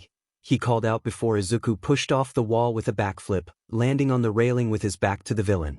Taking advantage, he quickly fired another shockwave as he got to his feet at the meddling teen's back. Once again, as it had been with each blast aimed at him, Izuku felt a tingle in the base of his skull, being able to feel the attack approaching despite not being able to see it. He leapt straight up into the air. However, while he dodged the prior attack, with nothing to leverage against, he was unable to dodge the second that hit him dead in the chest. Izuku let out a grunt as he was flung back through the ledge of the floor above him, slamming into the glass and cracking it before hitting the ground. That hurt, he groaned as he rubbed his chest. He felt his tingle again, this time pointing up. Craning his head back, he looked up to see the villain had launched himself up after him but higher with the intent on bringing his fist down on him. Izuku rolled out of the way as the villain's attack sent him through the floor. The walkway breaking apart and the section Izuku was on lifting up as it slid down into the newly formed hole. Thinking fast, he leapt off the floor before it could fall and flayed his arms out to grab the wall. But this is crazy, he thought as he looked down at the hole. Thankfully whatever it is, warned me of that attack, he thought. The villain blasted up through the hole and landed below Izuku, looking around for the teen. He didn't seem to realize he was right above him on the wall. Okay, now I can, Izuku thought as he raised his fist, but stopped. Izuku had never thrown a punch before. And given that he could now crush a car with his bare hands, if he hit this villain with a full-powered punch he could accidentally kill this man. And he couldn't even try and guess how much he would need to pull back before it could hurt enough and not kill him. A full-powered hit could take this guy's head off, then maybe half could just crush his skull.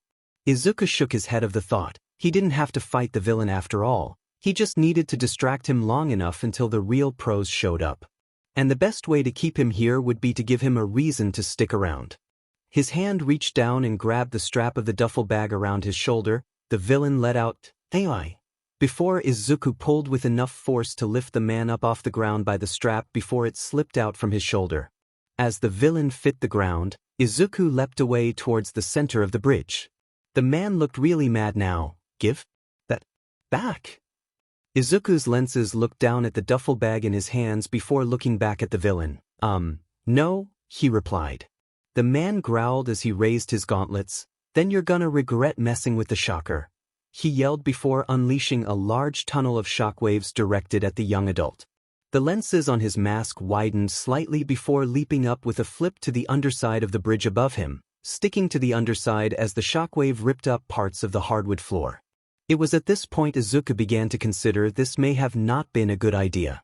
Scurrying to the ledge, he hoisted himself over the side and up to the next floor, the ground floor, just as shocker blasted up from the floor beneath like before. Izuku felt his warning tingle again and leapt across the room as another shockwave trailed after him. Landing on the wall with his feet first, he launched himself back as another blast was thrown at him. This time, however, instead of a one-off shot, he trailed the shockwave after his target like a laser beam of destruction, ripping apart the walls, glass, and floor as Izuku kept dodging for his life.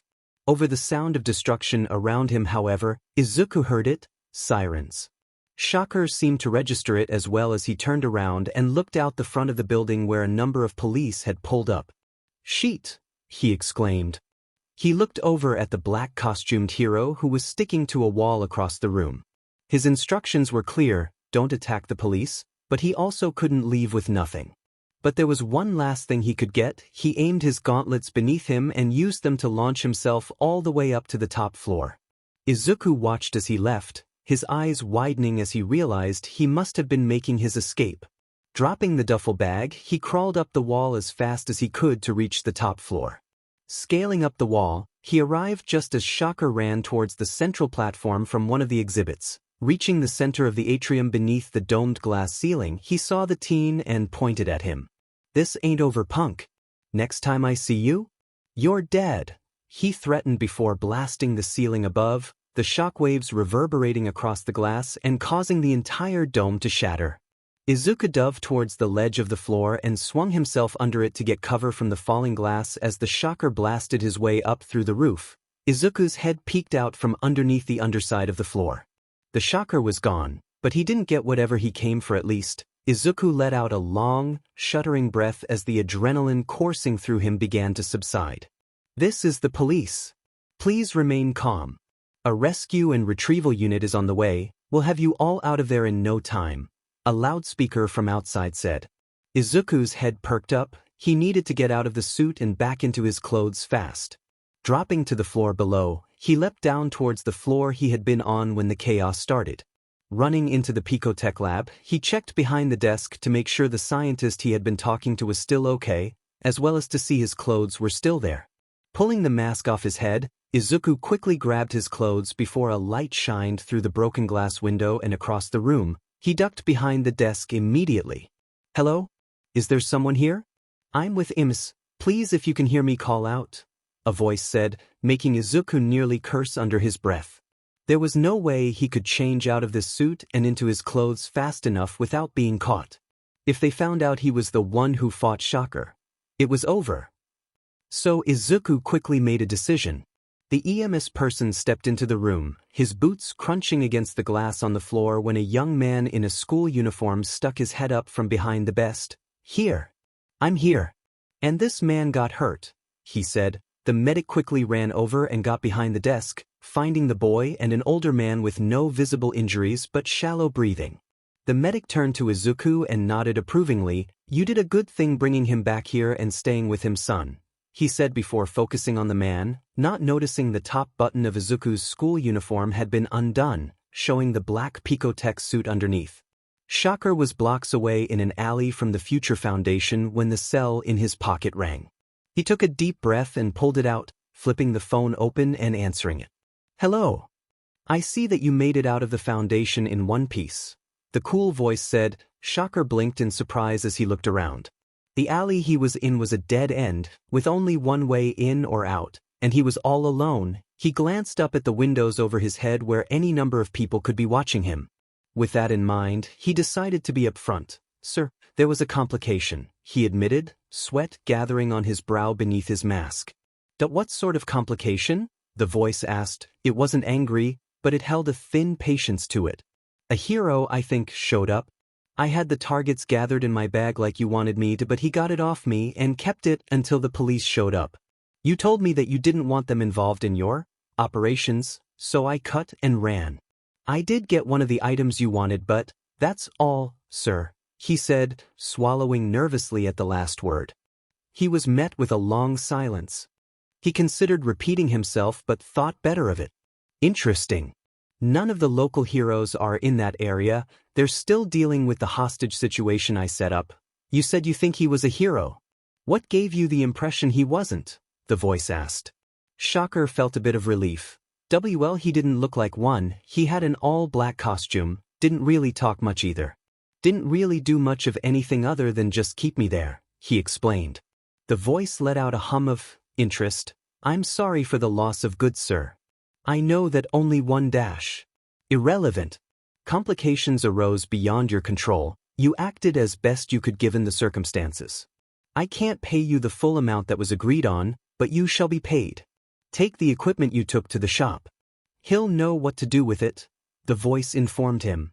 Shocker felt like a weight had been lifted off his shoulders. I will, sir. Thank you, sir, he said before hanging up.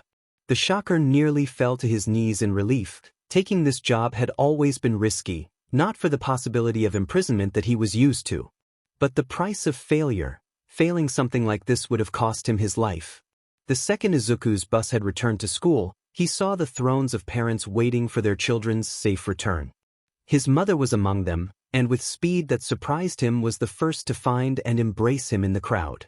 As he hugged her, he saw Bakugo's mother, Mitsuki, and his father, Masaru, waiting for him.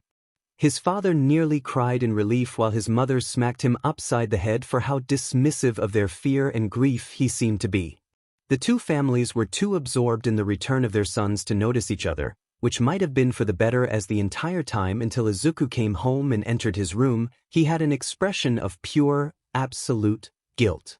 That I stole something, I'm a criminal, he muttered to himself in his room in front of his bed. He immediately face planted into his mattress. All might please forgive me, he yelled into the sheets. It was no exaggeration that he had every intention to return the Picotech to the future Foundation.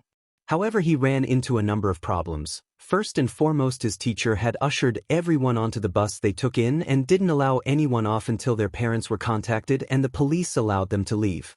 So he couldn't sneak back in and just drop the suit somewhere, and probably couldn't for a good long while, considering the palace would not only be an active crime scene for the next few weeks, but would then be shut down for repairs due to all the damages suffered, while everything of value was to be shipped back to New York City in the United States for safekeeping.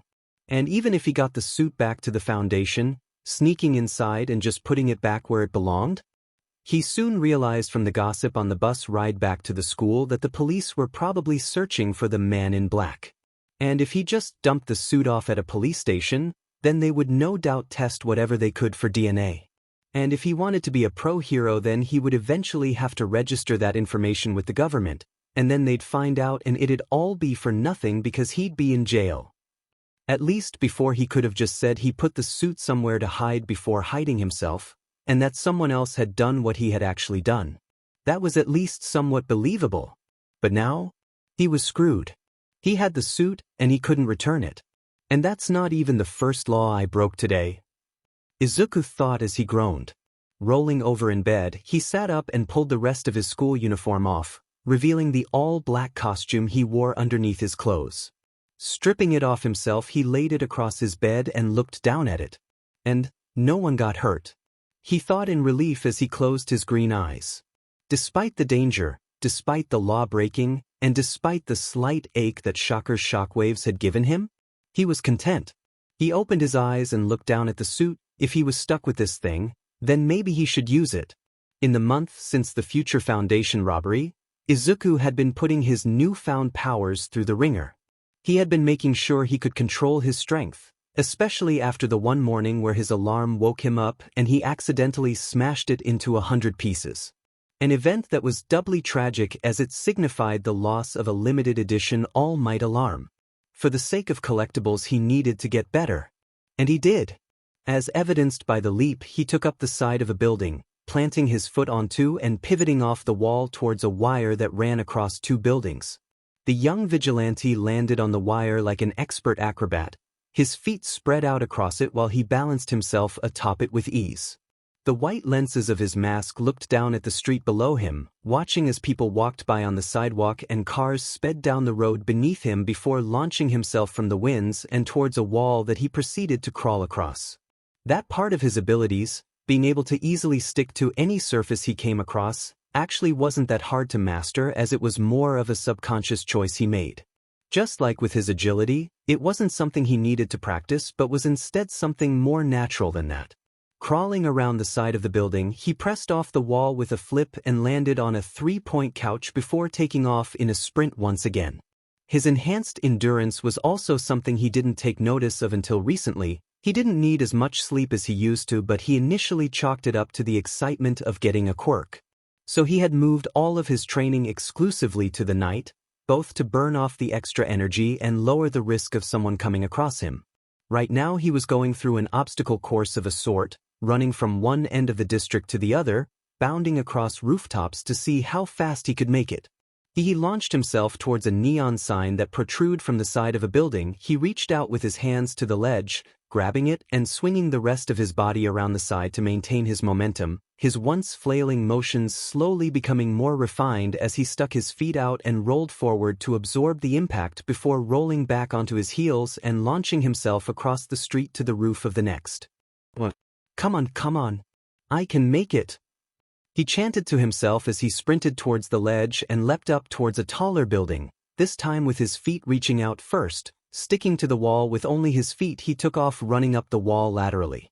Another trick he had learned was that any part of his body could stick to anything he wanted. It was still a new development as he nearly stumbled a few times running up the side of the building, but quickly compensated by leaning forward more and brushing his hands against the wall to maintain his balance better. Reaching the crest of the building, he stuck his foot out over the ledge and let his momentum carry himself forward onto the roof with a slight stumble onto his back knee. He continued on to the water tower he had selected to be his goal. He leapt up onto the roof and let out a "phew, yes," as he bounced in the air. Dropping down to the other side where he put his yellow book bag, he reached inside and pulled out his phone, stopping his timer. "That's even better than last week," he said gleefully. Putting his phone back into his bag, he slung it over his shoulders before reaching both arms up over his head in a stretch. "Those parkour videos I watched really came in handy," he said, thinking of the videos he had watched which showcased how people moved around urban settings. They had been good, but when Izuku applied his newfound powers he found it easy as jumping over a stool, but he was still fumbling here and there. It irked him a little bit. His goal was UA, there wasn't any restriction on who could apply for the hero course, and with his abilities Izuku had no doubt that he had a fair chance. But that wasn't enough. Everyone else had over a decade to learn how to use their quirk, but Izuku had just gotten his little over a week ago and he still had a lot to master. What's more, there are now 10 months until the entrance exam to UA where he would even get a shot at applying. That was plenty of time for the attention of the future Foundation's robbery to fade away, but was it enough for him to master his abilities? He sighed as he put his phone down. Opening his backpack, he saw his clothes neatly tucked away inside. Pulling them out one by one, he began to dress himself. He wasn't too far from home, and while there was nothing like traversing the cityscape, he wouldn't deny that a walk home in the cool night air was nice too. Izuku's head shot up as he felt the tingle in the back of his skull point down and to the side. Case in point, his newly dubbed spider sense. Izuku hadn't the faintest idea how it worked. Being able to sense danger wasn't something advertised by spiders. Sure, they used the hairs on their vibrations to sense changes in the air and react to it, but this wasn't that. He was certainly more aware of things in his immediate surroundings. He could feel when people were around him a couple feet away, but it was like breathing. He didn't notice it until he realized it. This was something else, an early warning system that gave him a heads up on anything from a car that's going too fast down the road that would nearly hit him to violent shockwaves that could send him flying. In this instance, however, the tug in the direction he felt made him look down at a lower building to see a handful of figures climb up the fire escape and approach the door leading down into the business through the maintenance entrance. Izuku quickly stopped dressing himself in his civilian clothes, his one glove halfway pulled off, before reaching in and grabbing his phone from his bag. With his phone in hand, Izuku dialed for the police. However, when he brought it up to his ear, he was met with, "I'm sorry, but your call cannot go through at this time. Please try again later," a robotic voice answered. Izuku blinked. "I didn't know 110 could get too busy," he said in surprise before looking back down at the men. One of them, their arms made of a thick metal, curved his fingers like a claw and stuck the narrow ends into the door. Izuku quickly realized that he was using his arms as crowbars, dropping his bag onto the roof. He took a deep breath. No other heroes around and no way to call for the police. He was the only one who could do anything. Launching off the roof, he landed atop the entrance to the building with his torso leaning over onto the short wall above the door. The 5 men craned their heads up to look. "Stop!" Izuku barked with as much authority he could muster.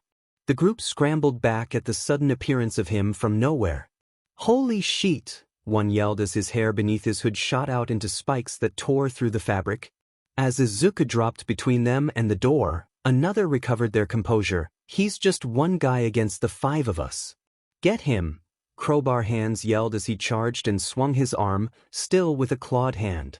Izuku ducked underneath the attack easily and returned it with a strike to the man's gut, knocking the air out of him and sending him sprawling across the roof.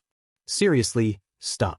I don't want to hurt you unless I have to," the young Midoriya implored another man. This one, having duck-like beak on his face, attacked him as well. Izuku's torso leaned forward while his hand snapped up to the fist the thief threw, his other hand reaching forward and grabbing the front of his body before lifting the man above his head easily. "Hey, let me go," he said before Izuku threw the man into another one of the thieves who tried to charge. The last 2 men looked at each other. One ran towards the vigilante, the other towards the fire escape.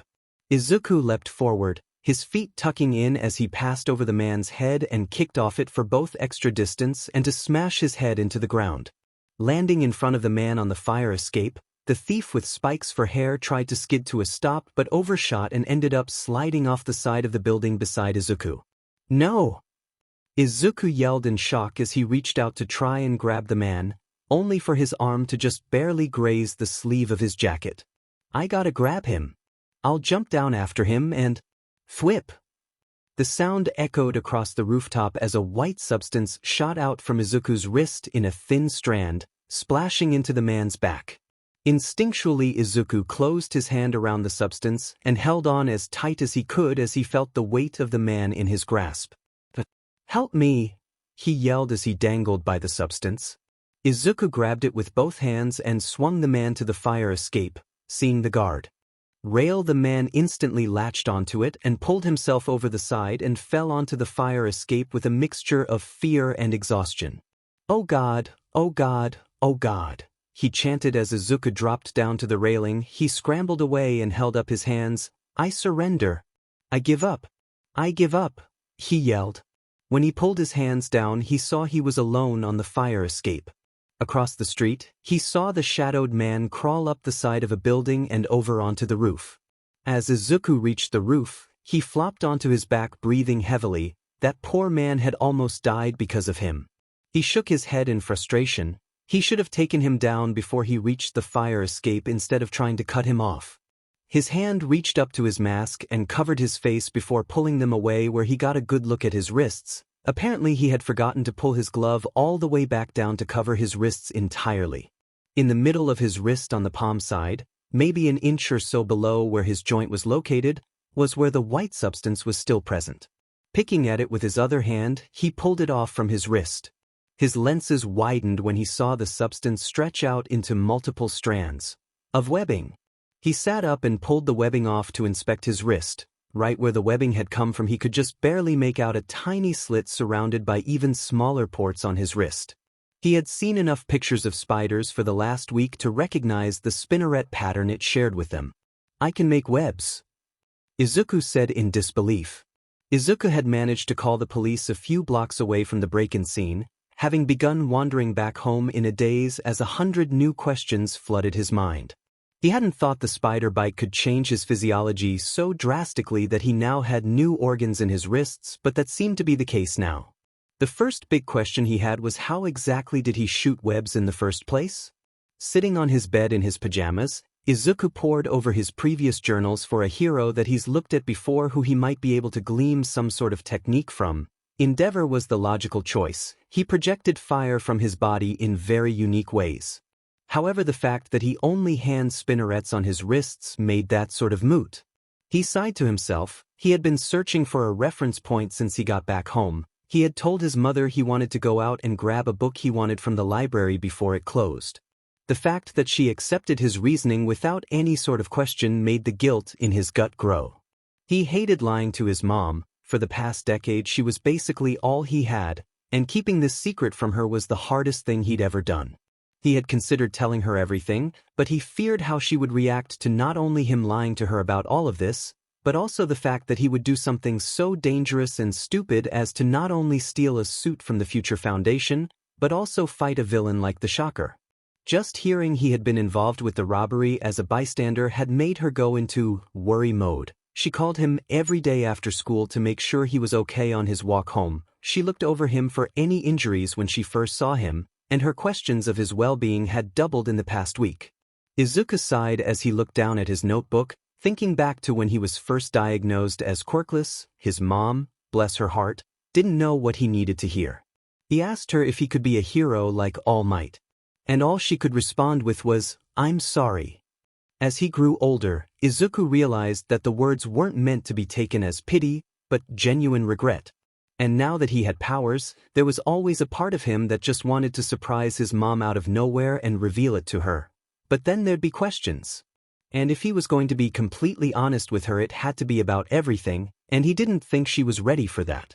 So for now, he focused on what he could do about his powers, getting himself caught up to everyone else. Flipping to another journal entry, he browsed for someone with a similar ability. Edshot's ability to turn into a needle-thin thread was a possibility, but again that was a different effect. It wasn't like he projected something out of his body. The green-haired teen scratched his head in bewilderment. Were there really a short supply of heroes he's chronicled who had an ability like this? Maybe a mutant-type quirk user? He muttered to himself as he flipped through a few entries. Gang Orca, Godzilla, Hound Dog, and Burnin, were all prime examples of people who had a quirk that permanently altered their body. However, the same issue came up. It was natural to them because of that. They didn't need to learn how to flex a new muscle because it was always there to begin with. Pouting to himself, he laid his notebook down on his bed in front of him. Looking down at his wrist, he could just barely make out the ports on his wrist. His other wrist had a matching set so he could expel webbing from both of them in theory. I wanted to catch that guy when I first used it. He flung his hand out to the wall at the other side of the room. Shoot, he exclaimed. Nothing. He flicked his other wrist that the webbing hadn't come out of, thinking that maybe it had to cycle through them. Nothing. He flung both his hands out. Stick. Bam. Go. Web, he exclaimed, trying to move his hands forward each time but with no results to speak of. Inspecting his wrist again, he held it with opposite hand and pressed his thumb against the port. Nothing happened still. Izuku cupped his chin in thought as he considered what he knew. His quirk had given him the ability to make webbing, and that webbing could be shot out from his wrists, and he hasn't been leaving webbing around wherever he goes, so it must have some sort of trigger. He wanted to stop the man from falling. He was reaching out and... Izuku blinked as the train of thought arrived at another conclusion. Maybe it was like a muscle? If it's a physical thing that I create, then it makes sense that I would need to physically be able to activate it. He muttered to himself as he raised his hand to the wall. Taking breath and focusing on it, he willed the web to come out and flexed his hand. Twip! Just like before, a strand of webbing shot out, this time in a short burst that fit the wall with a splattering effect which caused a web to stretch out across it. Izuku jumped off his bed and rushed to the wall, an excited grin on his face. Approaching the webbing, he pinched it between his fingers and stretched it out. Man, this stuff is strong, he said to himself as he noticed that he had to strain himself to pull it off from itself. Looking down at his wrists, he quirked a brow. But it's not like before, it was a line before, not a splatter of it. How did I dash? He began as he repeated what he did before. This time webbing shot out from both his wrists, but instead of a small burst it cast out a wide web that covered the side of his room. Ghosts! Izuku blubbered. Crap, crap, crap. Izuku? Honey, what was that noise? Inko's voice asked as she knocked on his door. The sound that came out of Izuku's throat sounded like a mix between a wheeze and a squeal. Leaping across the room, he all but threw his body against the door to prevent her from opening it. "Don't come in, Mom. I'm not decent," he lied as he felt his mom barely turn the knob on the door. "But honey, I'm your mother. You don't have anything I haven't seen before," she replied blandly. The next sound Izuku made was a disgusted groan. "I just was leaning on my desk and slipped because my hands weren't dry from the shower," he fibbed, hoping that she would buy it. "Ugh. I'll leave you to get cleaned up then, but remember it's a school night," she said, Izuku hearing the soft padding of her feet against the carpeted hallway. He let out the giant breath he had been holding. That was probably the closest call he had with his mom yet. Stepping away from the door, he looked at the large web he had sprayed, which now that he looked at it also covered a few of his posters and action figures.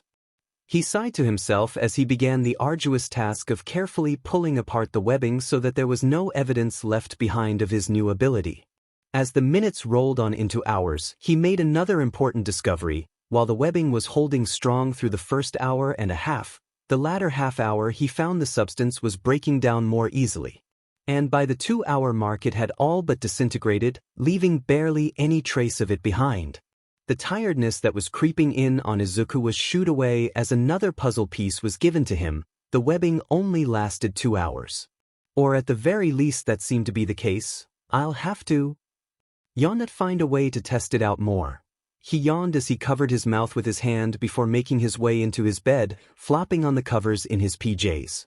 Turning his light off, he rolled over in bed so he was facing the ceiling. He still had so much he needed to learn. Izuku Midoriya watched with a small smile on her face as she observed her son, lost entirely in his own little world. As she sat at her dining room table, a cup of coffee gripped between her hands, she watched as her son ate his bowl of cereal with one hand while his attention was on his phone in the other. He was scrolling through a number of forums online regarding heroes who could shoot things from their bodies, glazing over some attempts to explain it.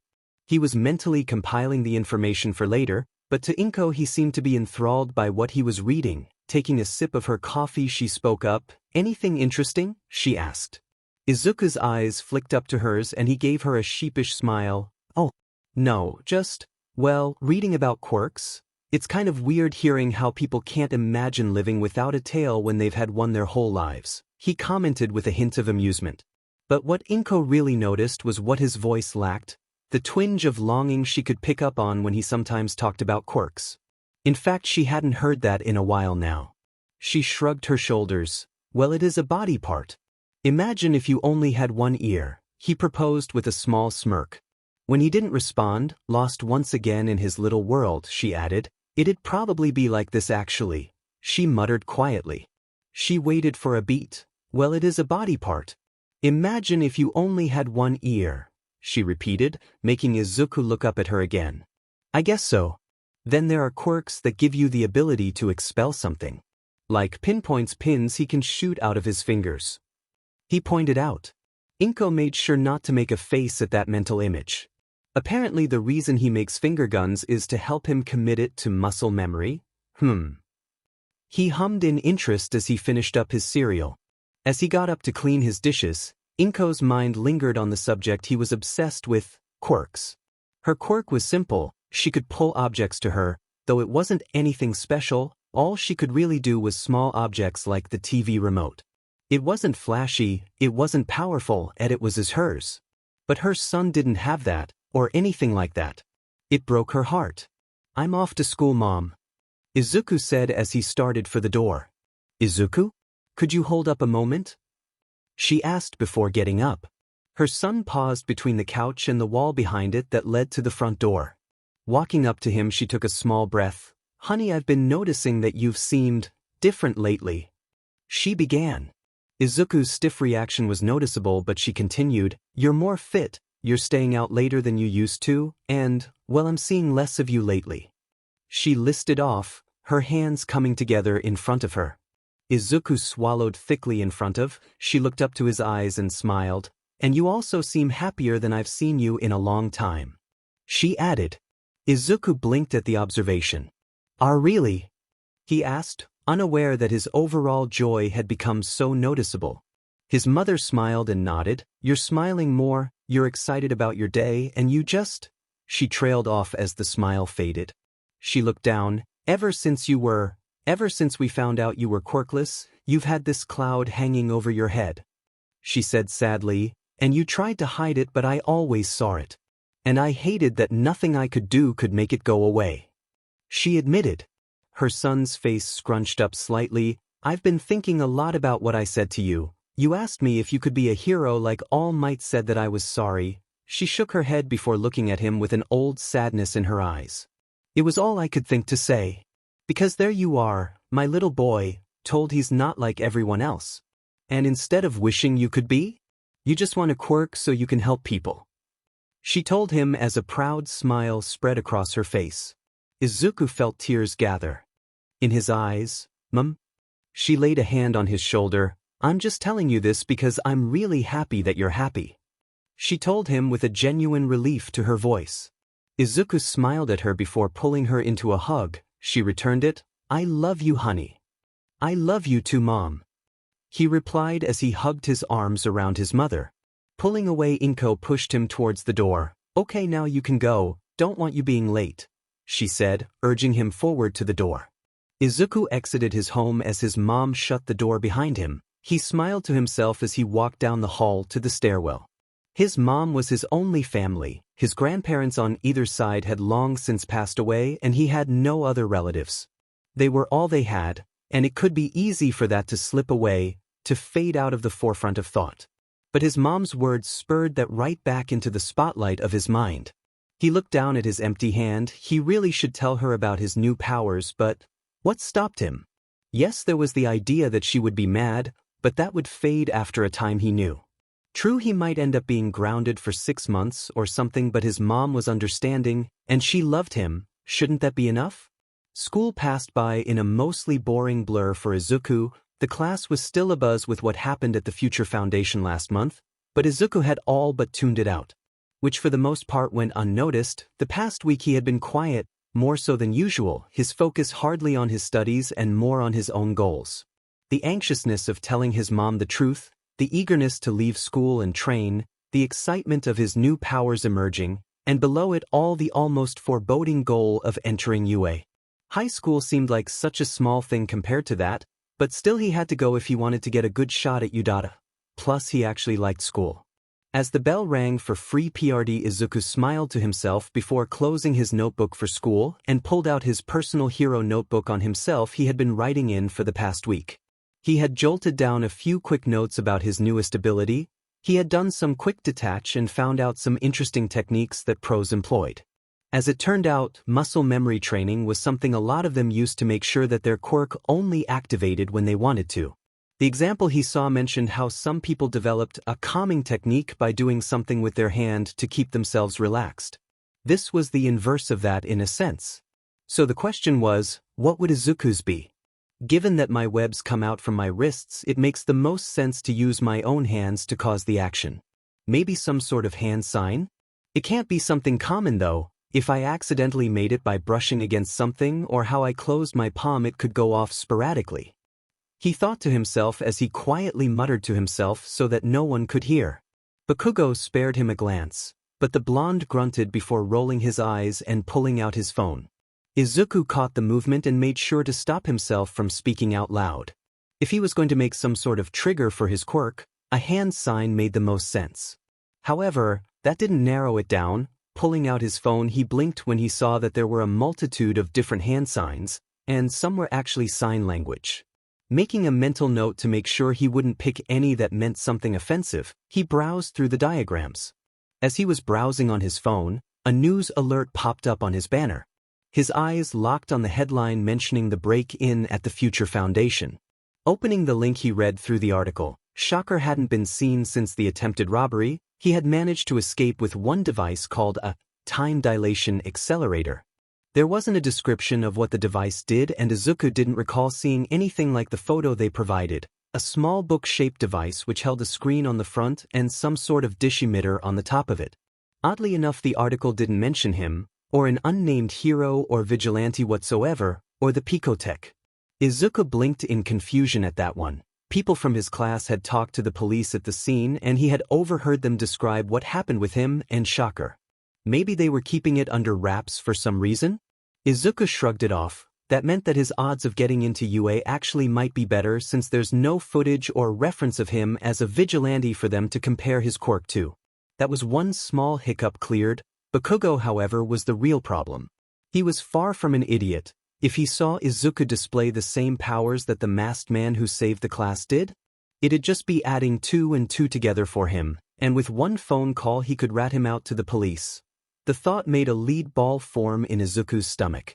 He hadn't actually considered the legal ramifications of what he had done at the Future Foundation. Vigilantism was a crime, yes, but it was actually such a rare crime that from what he could tell, it was handled differently on a case-by-case basis. He had looked up research when he was looking for topics to talk about for his presentation. The law was somewhat forgiving for people forced to take action in order to defend themselves from harm. If someone attacked Bakugo, for instance, him using his quirk to defend himself wouldn't be considered vigilantism but self-defense. But then, there were all the times since then he had actually done vigilante work. Last night he stopped a robbery, which was exactly what a hero would do. And that wasn't counting the time he stopped an assault on a couple in an alley, or that carjacking, or the guy who was breaking apartment windows for some reason. If he was connected to all of those, then there wasn't any protection that the law could afford him. He shook his head. Calm down. All you need to do is stop. Wait until I can try and get into UA through the entrance exam, and then I'll work from there. He thought to himself. Simple really. Return the suit when the foundation opens back up, keep training in secret, and then enroll in the hero course like everyone else. If Bakugo makes that connection, then it'll be too late for him to do anything. He could even tell his mom and the whole thing would be set. It sounded easy, but that didn't stop a frown from forming on Izuku's face over one simple question. What if people were in trouble? Despite the danger, both to himself personally and legally? Going out and saving people, being a hero? It had been the best feeling in his life.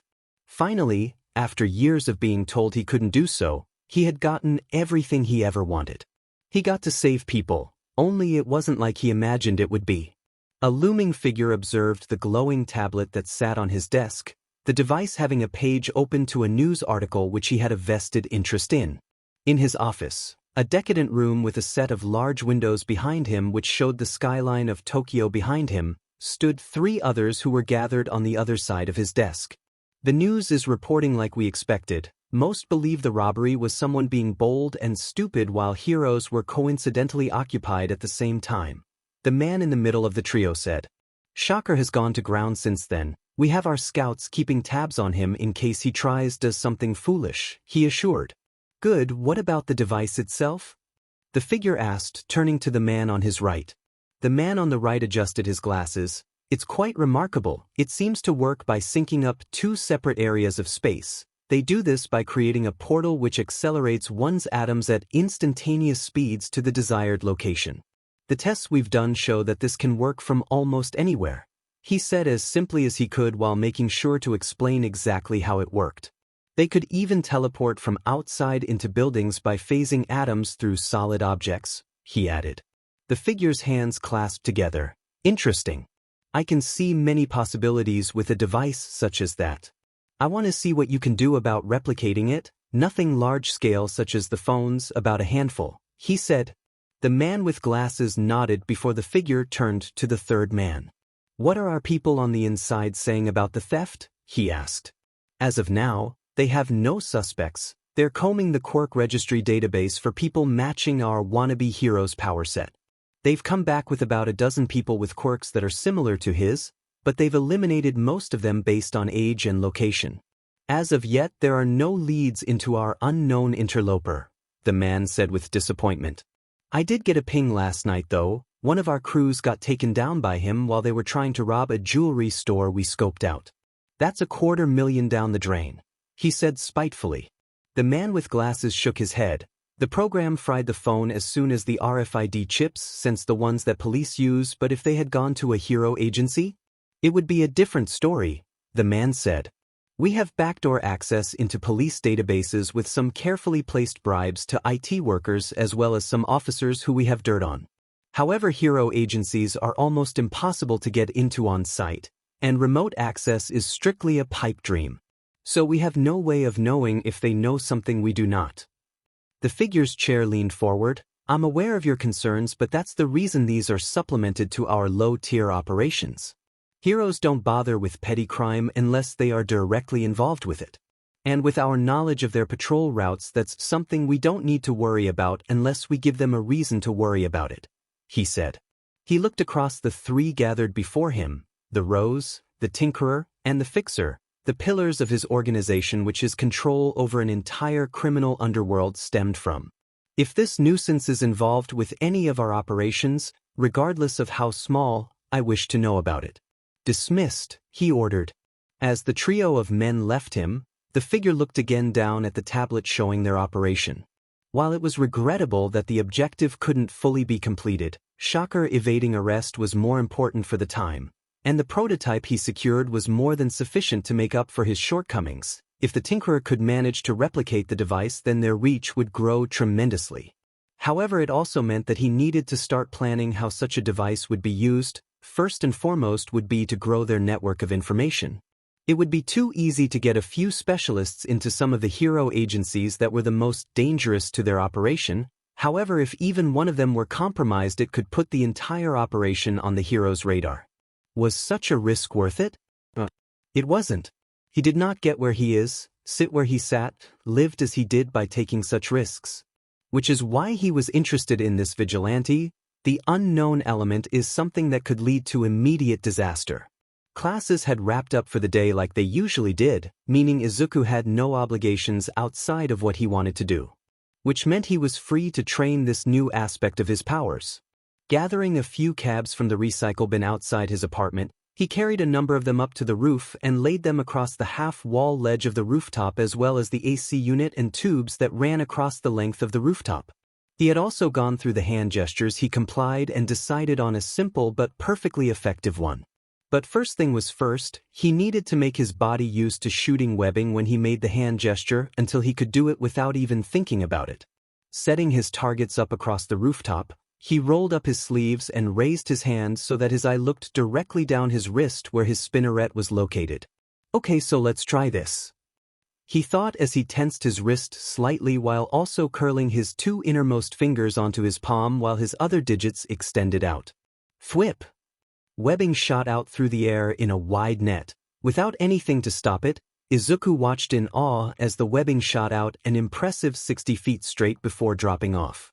Izuku blinked in surprise but quickly aimed again and let out a shorter web from his other hand. For the next 2 hours, this was Izuku's routine. As he did so, however, and the hand gesture feeling more and more natural, he realized a few things. While his webs had an impressive distance, by angling the direction of his webbing, he could make it go even farther, going as far as the building almost 200 yards away. So the angle is dependent as well. Alright, let's see how precise I can be, he said before aiming his wrist at one of the cans he brought up for this purpose. Aiming at one of the closer ones, he shot a short burst of webbing, only for it to fly past it. Overhead, Izuku pointed and adjusted his aim, only for it to miss it again. And again. And again. And again. I can't even claim it's rigged because I made it. Izuku bemoaned to himself as he lowered his head in shame. Looking down at his wrists, his brow creased in frustration. I really need to work on my aim. Hopefully the more I do it, the more accurate I'll become, he said before tapping his fingers to his palm, a web shooting up into the air in a long arc. And this does feel more natural now, he said with a small smile. With his webs came a whole new slew of opportunities. Like he had last night, it provided a way for him to grab onto people from a distance and pull them to safety. Not only that, but with how adhesive the substance was, it was possible he could contain someone with it if he used it effectively enough. This part of my quirk might be the most versatile thing I have at my disposal, but I gotta figure out exactly everything I can do, starting with hitting a target, he said, shooting another web that just barely went over the lid of the can. Izuku walked over and tipped it over, just to make himself feel a little better. Walking back to his position, he looked down at his wrist before aiming it once again at another can. However, instead of shooting right away, he made doubly sure to line his wrist up with his target. He pressed his fingers to his palm and shot his web line out. The webbing hit the side of the can with enough force to knock it off the ledge. Reacting quickly, he grabbed the line with his hand and pulled back, reeling the can back towards him. Before something flying at his head would cause him to panic, however, with his reflexes being what they are now, it was almost like watching it come towards him in slow motion, with plenty of time for him to lift his other hand up to catch it. Looking at the can and then back to his other hand, an idea suddenly came to mind. Tossing the can aside, he sprayed a short web line from his one hand into the air and caught it with his other one. Pulling at the webbing experimentally, he was surprised to realize just how elastic it was. Makes sense, I guess. I wonder exactly how strong this stuff is, he wondered as he pulled it apart. He adjusted his grip so that he held a bit between his hands and pulled, surprising himself by how hard he needed to do so to pull apart the webbing. Whoa, this stuff is... It might be stronger than steel, he said in astonishment, the amount of his strength used on it being more than what he had needed to crush steel with his bare hands at the beach. Last night he was worried that the webbing was delicate with how thin it was, which was why he was so quick to swing the thief over to the fire escape. But this was strong enough to easily support someone, probably even himself if he misjudged how far away a building was again. He could swing himself. His mind skidded to a halt at that. He looked down at his wrists, then over at the apartment building next door. It was only a short distance away, and his aim wasn't so bad that he couldn't hit the broad side of a building, right?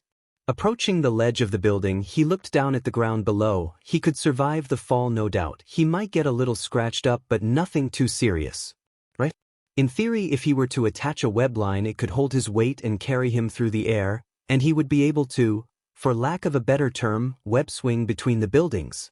Izuku took a deep breath before shooting a web line out. He watched as it cast through the air before hitting the next apartment building. He gave it a few experimental tugs to make sure it was securely in place. Looking down at the ground, which at this point was a good 6 stories below him, he swallowed. It's like All Might says, "Go, beyond," he said to himself before stepping forward. The webbing held, Izuku acting like a ball on a pendulum swing forward through the air straight towards the building, his feet trailing behind him briefly before kicking one out to the side like he would on a swing. Plus ultra a anu was the last thing Izuku said before slamming into the all of said building. It was only after Izuku dropped to the ground that he realized that the angle of which he swung towards something was what determined his path. Because he was swinging directly towards the building and not at an angle, which ended up with him swinging directly into it as opposed to around it like he thought he would by angling his feet instead of the web. Which was how he ended up smashing his foot into the side of the building, pulled it out, and ran back home hoping no one saw him do any of that. To avoid something like that happening again, Izuku decided that the best place to practice would be a park, preferably with no one around, so waiting until night fell, he changed into his suit and snuck out through his bedroom window. Jumping his way to a nearby park, he leapt down to a tree branch and began his practice for the evening. Thankfully, with how dense the trees were, he didn't need to worry about his accuracy that much. Crap! Izuku yelled as he slammed into the branch at such a speed he smashed through it. Now all he needed to do was learn how to steer properly. Landing on the ground in a roll, he stopped on his hands and feet and sprung back up into the air, shooting out a web line to the trees above and swinging from it. Okay, so I still need to work on my aim, he said to himself as he shot out another web from his empty hand. For now, this was the best he could do, one web at a time, one after the other, almost like walking in a sense. Swinging over a small playground, he cast a line out ahead of him at an angle so he wouldn't swing directly into another tree. He wasn't going to hit the tree, but the street lamp was another story. Thankfully, he pulled down on the web line and raised his body just over the light source just in time, touching down on a tree truck. He took a breather for a minute. This is gonna take some getting used to. He could imagine many possibilities with this new facet of his powers, but mastering them all would take a while, and with UA's entrance exam being only 10 months away, it was crucial that he spend his time wisely. He still needed to get used to the other powers he had, but he was making good progress with those already. And web swinging granted him a boost in mobility unlike anything he's seen other heroes be able to do. So along with his web swinging, his aim, versatility, and the implementation of his webs needed to all be explored and improved. It was a lot. But 10 months was a long time. And if he took time out of every day to train like he's been doing, it might be possible to— Hey you! Give me everything you have! Izuku's head snapped to the hushed voice. About 30 yards away, just outside the lights of a post, he could see a pair of adults stop in their tracks as someone in front of them brandished a blade that emerged from his palm pointed at them. The woman and man both had spiky hair, one of them blonde, the other brunette. The married couple had gone out on a date night to the movies to see one that the wife had wanted to see. The man had, with a small bit of reluctance, gone to see the horror movie his wife was itching to see. And noticing how he jumped at every little scare in the film but didn't complain once, she thought a calming walk through the park would be a nice gesture to show she appreciated it. And Mitsuki Bakugo got stuck up by a punk with a knife. "The F, you say, you little sheet?" she barked out at the man who backed off at how angry she sounded. Masaru gently took her shoulder. Honey dash, he began as she leaned forward, her red eyes glaring daggers at the petty thief. The robber pointed the blade at her directly, though it wasn't anywhere within actual stabbing distance. "I am robbing you. Give me everything you have, your earrings." "Now," he threatened. Mitsuki leaned back, balling her one hand into a fist. She pressed it against her other and cracked it. "The only thing I'm going to give you is my foot up your butt, you little punk, unless you turn the hell around and get out of here," she yelled at him, while her husband, who was smartly more afraid of his wife than the poor BSRD who decided to rob them, moved behind her, ready to stop her from jumping their would-be assailant. While this went on, none of the three heard Izuku land on a branch above them so he could watch the scene unfold. The Bakugo's home was close by, but he didn't even consider the possibility of running into any of them at night, let alone while they were getting mugged. Well, attempted to be mugged. "I honestly don't know if I should do anything. Ms. Bakugo is scary enough. Just to be safe," he thought, lifting his hand and shooting a webline. The mugger's back was caught in webbing. What the dash? He began before he was pulled up into the air while Izuku dropped down, pulling him up by hooking the webbing on the branch. Touching down on the ground, he webbed the other end to the sidewalk and looked up. I was actually aiming for his arm, he lamented. He turned to the Bakugos, Mitsuki blinking in surprise while Masuru now moved behind his wife with fear in his eyes. He raised his hands immediately. It's okay. I'm not a bad guy, I just saw what was happening and bye, he said quickly before leaping away, shooting a webline out and swinging through the trees. The married couple quickly lost track of him in the brush, Masuru letting out a breath of relief. Thank goodness. I'll call the police, he said as he reached for his phone while his wife stomped forward and looked up at the mugger. The man was feverishly trying to cut through the webbing with his blade, only to find it wouldn't slice apart. Mitsuki pointed up at him. You're lucky he showed up. I would have kicked your butt. After the exchange with the Bakugos, Izuku decided that practicing in a public park, regardless of the hour, wasn't a smart idea. After making sure the cops arrived to apprehend the mugger from a safe distance, Izuku headed home for the night. He would have liked to get more web swinging in, but given that he was having trouble swinging through the park's trees, swinging through the concrete jungle seemed like a step he wasn't ready for quite yet. Exiting his bedroom the next morning, he rubbed the sand out of his eyes before proceeding to the living room where he could hear his mom talking. Entering the kitchen, he saw his mom was on her phone talking with someone in the living room. Paying her no mind, he went to the fridge and retrieved a gallon of milk, a bowl from the cupboards, a spoon from the silverware drawer, and with the final ingredient from the countertop, he was ready to make the breakfast of kings, a bowl of cereal. Pouring himself a bowl and chomping down on his meal, he overheard some of the conversation his mother was having. Really? Just like that? And you're sure you're okay? She asked with genuine concern, making her son pause mid-bite to listen more closely. All right if you say so. Well, I'm glad you're all right. Inko suddenly snorted. Yeah, I'm sure you could have, but better this happens than you find out, she said in a more friendly tone. She listened to the other person for a beat. All right, stay safe. Aha, you too, she said before hanging up and turning to her son. That was Mitsuki. You'll never guess what happened. She almost got mugged last night. Izuku nearly choked on his cereal. He knew full well what happened last night considering he was right there. For a brief second he was worried that Mitsuki might have recognized his voice. He didn't even think to try and deepen it to obfuscate his identity. His mask would muffle his voice to an extent, but was it beyond recognition? Inko let out a relieved breath. It was over at Typhoon Park too. Of all places, she said, shaking her head. Izuku managed to swallow the food that had been lodged in his throat, his slip-up seemingly unnoticed by his mother. What happened? He asked, the guilt of lying being overridden by the fear that he had possibly been caught red-handed. Apparently some new hero swooped in and stopped him. Inko informed him before snapping her fingers. You might know him. He was wearing all black dash. Jerke. With these white eye lens things dash. MG. And sprayed some, well she said gunk out of his hands. You. Izuku quietly gagged. That was not how he wanted his webs to be described as. He cleared his throat. Nope. Not off the top of my head. Could be anyone. Maybe they were just out last night, on patrol, and happened upon Ms. Bakugo in trouble and bravely saved her, he said, lying through his teeth with every fragmented sentence. Inko, thankfully, didn't seem to consider it might be a lie as she hummed in thought for a moment before shrugging. Sounds about right. I'm just glad that they weren't hurt, she said gratefully as she shook her head at the thought of something happening to her friend. Izuku frowned slightly as well, while he and Kachin weren't close anymore. That didn't mean he wanted him to. Well, maybe a small part of him wouldn't mind him getting hurt in some insignificant way. But he didn't like to really think about such a thing. He would never wish harm on him or his parents. He knew what it was like to lose one, and Bakugo, despite how much shit he gave him for being quirkless, never once in his life ever brought up his father as something to belittle or insult him over.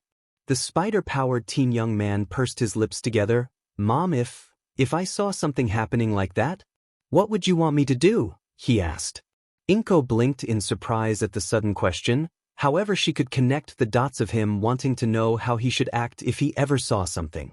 Well, call the police or a hero for help obviously. But what if one isn't around? He asked. What if someone was going to get hurt and I could do something to help them, would it be wrong of me to do nothing? He asked. He couldn't convey what his struggle was as he himself couldn't put it into words. When he saw the Bakugos in trouble last night, he didn't even get a second to think before his body moved towards them. Inko frowned. Honey, I know you want to help people. And I meant every word that I said yesterday, but she stopped herself before sighing. I'm sorry. I want to be selfish and say that you need to keep yourself safe. But you should only help someone if you're absolutely sure you will help, she said as she pulled out the chair across from him and sat down in it. If you had rushed into what Mitsuki encountered last night, there's no telling how that would have turned out. You could have gotten hurt, or worse, she explained. Izuku's lips pressed together as he looked down at his hands on the table. I know, he trailed off. Inko's hand reached across the table and enveloped his in a warm, reassuring squeeze. I know, honey. You want to help people, and I'd never tell you not to. And being a hero, it's your dream. But there are other ways to help people, she said. When you don't have a quirk. It wasn't spoken out loud, but Izuku still flinched. His mom frowned when she felt it. I will never tell you to give up on your dreams. But there's different kinds of heroes, honey. And maybe it's time you started asking yourself what kind of hero you can be, she suggested with a small smile. It took everything Izuku had to not show her, to show her what he could do, to leap around the room like an acrobat, to lift this table in front of them with one finger balanced on its corner, to proudly tell her that it was him who saved Mitsuki last night. He knew it would cause questions, but he didn't care. He wanted to be a hero. He chose this. He finally got to choose to be what he had always wanted to be. But then she continued, your dad was my hero. It made Izuku stop his train of thought and look at her. Huh? She nodded. You heard me. Your dad could breathe fire, sure, but what made him a hero was that he did what was right, she said as she looked down at his hand and smiled. Did I ever tell you he did this story on a villain organization? The Yakuza. Izuku's eyes bulged. What? He yelped. His mom nodded. Well, back in our day the Yakuza weren't like they were in movies, they were a legitimate organization. They were preying on senior citizens and scamming them out of their retirement and savings, she explained to him. She laid a hand on her belly. I was PR'd with you at the time, and your father was excited about doing an investigative story that would help people, she informed him before frowning a little. But one day, we came home and there was someone waiting for us. He took your dad aside, said some things to him, and then left. When I asked about it later, he said the man had threatened him, and said that if he didn't drop the story, then he'd regret it. Izuku felt a sudden rush at anger at the mere idea of someone threatening his mother. What happened? He asked, his voice carrying the shock but none of his ire. Her smile returned with a forlorn expression in his eyes. We sat down right here at this table and he told me that me and you were the most important people in the world to him. And he loved us more than anything. But he couldn't sit by and let bad people do bad things to good people. He said he felt a responsibility to help these people. She told him. What did you say? Izuku asked. Her face became sheepish. Told him that he was super cool. But that is cool, her son said to her own defense. His mother laughed. Well, he called me a little dork and he worked on and published the story. We even had a hero agency have one of their sidekicks follow me around for a few days just to be safe, she informed him. He opened his mouth. I don't even remember their names, so don't ask. She quickly stopped him. When the story came out, 12 people went to jail, people were safer, and your dad was so proud of himself, she said with a twinge of sadness as she looked down. She looked back to her son and smiled. But that's what I'm saying, we have more than enough pro-heroes in Japan. But there's only one you, sweetie. And maybe that's worth 10 of them, she explained. Izuku looked at her with a mixture of awe, hesitation, and thoughtfulness. All his life he wanted to be a hero, and now he was. Not a pro, but after hearing that story about his dad, he knew that there were everyday heroes, policemen, firefighters, paramedics, doctors, all of those people who also work to save people's lives or at least help them in some meaningful way. But he never really considered how much their impact left compared to someone like All Might. But maybe Maybe that was a mistake. Did Izuku have to be a pro hero? He was already doing what he wanted to, not legally, but still he was happy to do it. But that was almost, not even almost, it was a completely different side of him. He got to be a hero now, and he loved it, but it wasn't like being a pro. His life as Izuku Midoriya wasn't the same as the man who had saved his class from the shocker, or the Bakugos from that mugger, or stopped those thieves. They were like two separate people, Izuku and the hero. So Izuku got what he wanted, he got to be a hero, but without being a hero, what was left of Izuku Midoriya? Webbing shot through the air as a black-suited figure swung on the white strand through the air. Flinging himself off the end of it, he landed on the wall of his apartment building. Looking back over his shoulder, he took in the progress he had made, swinging down the street to his home. It had taken some time, patience, a few bumps, 1 or 2 cracked windows, and in fact some geometry homework, but Izuku felt like after a month of training he had laid a solid foundation for his traversal. Scaling the wall upwards, he soon came to the window to his bedroom and slipped inside. The light was still off and the pillow he had stuffed underneath his blanket was undisturbed. He had made sure to wait until his mom was asleep before leaving, but some extra precautions wouldn't hurt. Besides, a half-asleep mother checking in on her son and finding an empty bed would be way worse than seeing a lump she couldn't tell at a mere glance. Stripping his suit off him, he folded it and placed it underneath his bed for safekeeping. As he kneeled at the side of his bed, however, he glanced over at his yellow backpack. He hadn't taken his suit to school with him in the last few weeks. If he had it on him like he had been prior, then there would undoubtedly be some small temptation to change after school and go swinging around. Which isn't something he wanted to be tempted by, not when there was a risk of being discovered. He had managed to stay out of sight of civilians until he rescued Bakugo's parents. Now thankfully Kacchan hadn't mentioned anything about it at school, so he could assume that they didn't tell him not to worry him. He didn't think Bakugo would leap to the conclusion that he and the masked vigilante from the Foundation were one in the same. Izuku spent a few nights worrying about that particular scenario in his head. But ultimately he came to the conclusion that there wasn't anything that Bakugo could link to the two of them. Izuku frowned at that thought. The two of them, almost like him and his vigilante persona, were two different people. The conversation he and his mother had a month ago was still on his mind, not out of his mom bringing it up again, but because he felt like he was at a crossroads. Or at the very least he was on the path to one. And when that path forked into two separate ones, he didn't think there would be a way for him to backtrack from it. The way he boiled it down, his two options were polar opposites. On the one hand, if he kept his head down, practiced his power in secret, and told his mom about it later on, he could reasonably build up the fabrication that he was simply a late bloomer and his quirk finally came in.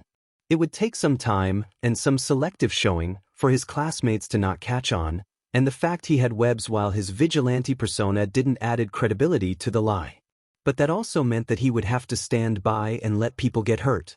Before, when he didn't have a quirk, that wasn't an issue. He never felt a need or desire to interfere with pro-heroes. And there were plenty of pro-heroes around who could very well take care of any situation that arose. But now that he could do something, now that he had the ability to do something, he felt like he should, because that's what a hero would do. And on the other hand, he could keep doing what he's been doing, helping out as his vigilante persona, saving people's lives when he could, and living his dream. But then what would be left for him? For Izuku Midoriya? It was like asking the rug to be pulled out from underneath him. He had spent his whole life wanting to be a hero that he never really considered what else he would do.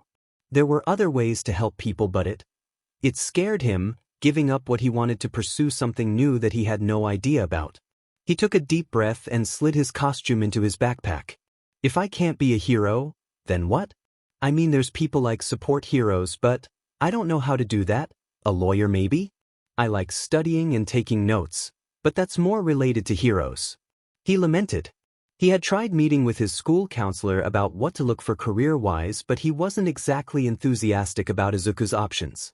Salaryman, IT, and public service professions were what he recommended, but without any input from Izuku himself.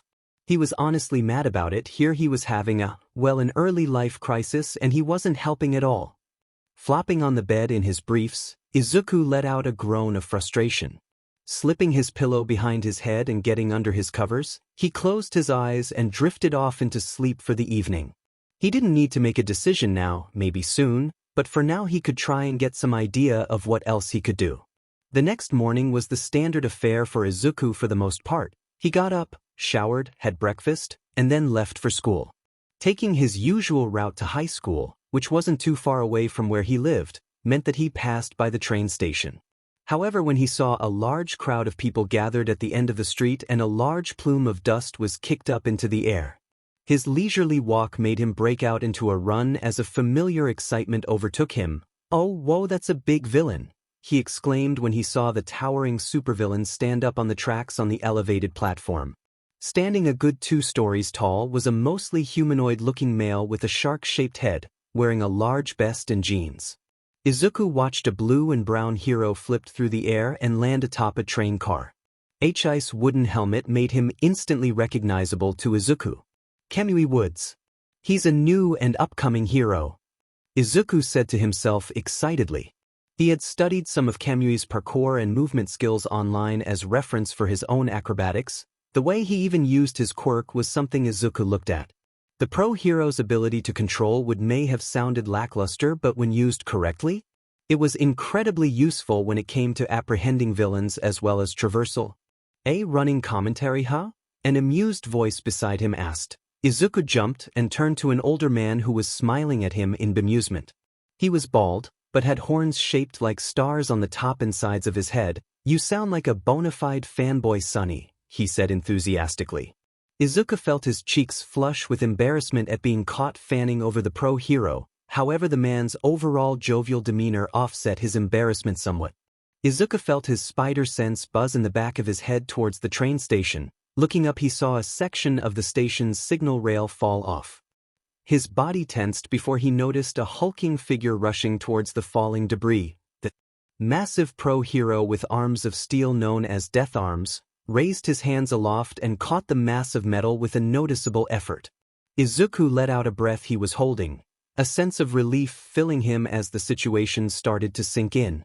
His first thought had been to do something, probably go in and help, but with Death Arms and Kamui here, he really wasn't needed. And he totally could have caught it. Not just with his webs but with his bare hands. He was pretty sure. Turning his attention back to the fight, Izuku watched as the villain slammed his fists down into the rear train car where Kamui leapt away from at the last second. Izuku watched as his body twisted around in a twirl before landing on the roof of the terminal. Aside from illegal use of your quirk, you're guilty of robbery and assault. The essence of pure evil. He accused the villain while roots began to grow out of the wooden gloves that covered his arms just past his elbow. As Izuku watched the scene unfold from below with anticipation, he felt a noticeable vibration through the ground that he almost dismissed from the crowd until he felt another. Turning his head around, he stopped the source of the vibrations running towards the train station at top speed. Standing a good 3 stories tall was a blonde woman in a pro-hero costume rushing towards the scene. Izuku recognized one of the newest heroes on the scene, MP Lady. Izuku felt himself smile. He had been so caught up over not helping people that he didn't really realize just how many people were here to help to begin with. Maybe he was just overexcited about having powers for the first time and he was getting too ahead of himself with this vigilante business? As MT Lady's run dipped and she transferred her weight onto one leg for a leap towards the villain. However, a swirl of purple smoke appeared at the end of the road just before the train station. She blinked in surprise and quickly managed to stumble to a stop without stepping on anything in the road as a figure appeared out of seemingly nowhere from the smoke. "I couldn't agree more, Kamui," the figure said as the smoke cleared. Floating in the air was a man on a plume of green smoke with a long, flowing, and slightly torn-up cape that was purple. The suit he wore covered his body completely in a green plaid pattern. His hands had a pair of gold gauntlets that covered his forearm, with a matching pair of buttons on the cloak wrapped around his neck in the shape of eyes, but the most distinguishing feature was the globe of glass that he had for a head. "So allow the great and powerful Mysterio to lend you a hand." Izuku's eyes widened at the appearance of the pro-hero Mysterio. He lived up to his name as one of the most, mysterious heroes in Japan. No one knew what his quirk was, what he looked like under his helmet, Or even if he was actually a to begin with.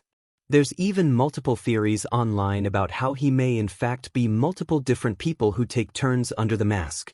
He muttered aloud. The man beside him blinked in surprise. Seriously? Huh, he said as they both turned to watch the scene unfold as chains emerged from Midoriya's cape and wrapped around the villain's legs and pulled. The monstrous villain, pulled off balance by the sudden lurch, fell back and into the side of the train car he had smashed. Everyone get back! Death Arms called out as the train car, knocked off the tracks entirely, slid back towards the railing. The crowd Izuku was in backed away rapidly, Izuku included, but as his eyes fell to where the train car might land he stopped. A woman had been knocked over from the crowd and a man was kneeling to help her up. Izuku glanced between them and the train that smashed through the railing. Death Arms was tossing the debris he had caught already aside and ran for the couple, but Izuku was quicker.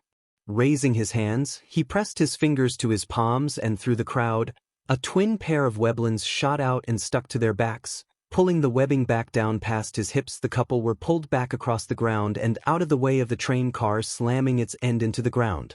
As it began to tip over towards the couple, Izuku readied to pull again when Death Arms braced himself against it. "I got this, go," he called out to the couple. The pair scrambled to their feet and ran towards the crowd, Izuku letting out a breath of relief that they were safe. Above the crowd, Kamui Wood's tendrils of woof wrapped around and helped Mysterio bind the villain down into place. Mysterio's head turned around. "Lady, if you would do the honor?" he asked. The blonde newbie of Pro Heroes tried very, very hard to not let the frown she was fighting against win. This was supposed to be her big debut. But of course the prima donna of Pro Heroes had to be there to get all the attention, right? He said through clenched teeth before launching herself at the villain and kicked her foot out into him, not even bothering to call out her super move with the wind taken out of her sails. The impact sent the villain free of the wood and chained, which seemingly turned to vapor, and down into the street below as she landed beside him, her massive stature towering over the large villain who was knocked out cold. She flashed the crowd a smile as she bent over, making sure her rear was pointed towards the crowd, before looking over her shoulder and smiling. "The name is Lady everyone, nice to make you but acquaintance," she greeted with a wink. A number of camera flashes went off as a result of the giant woman in a skin-tight costume showing off her assets. Literally. What could she say? SEC cells.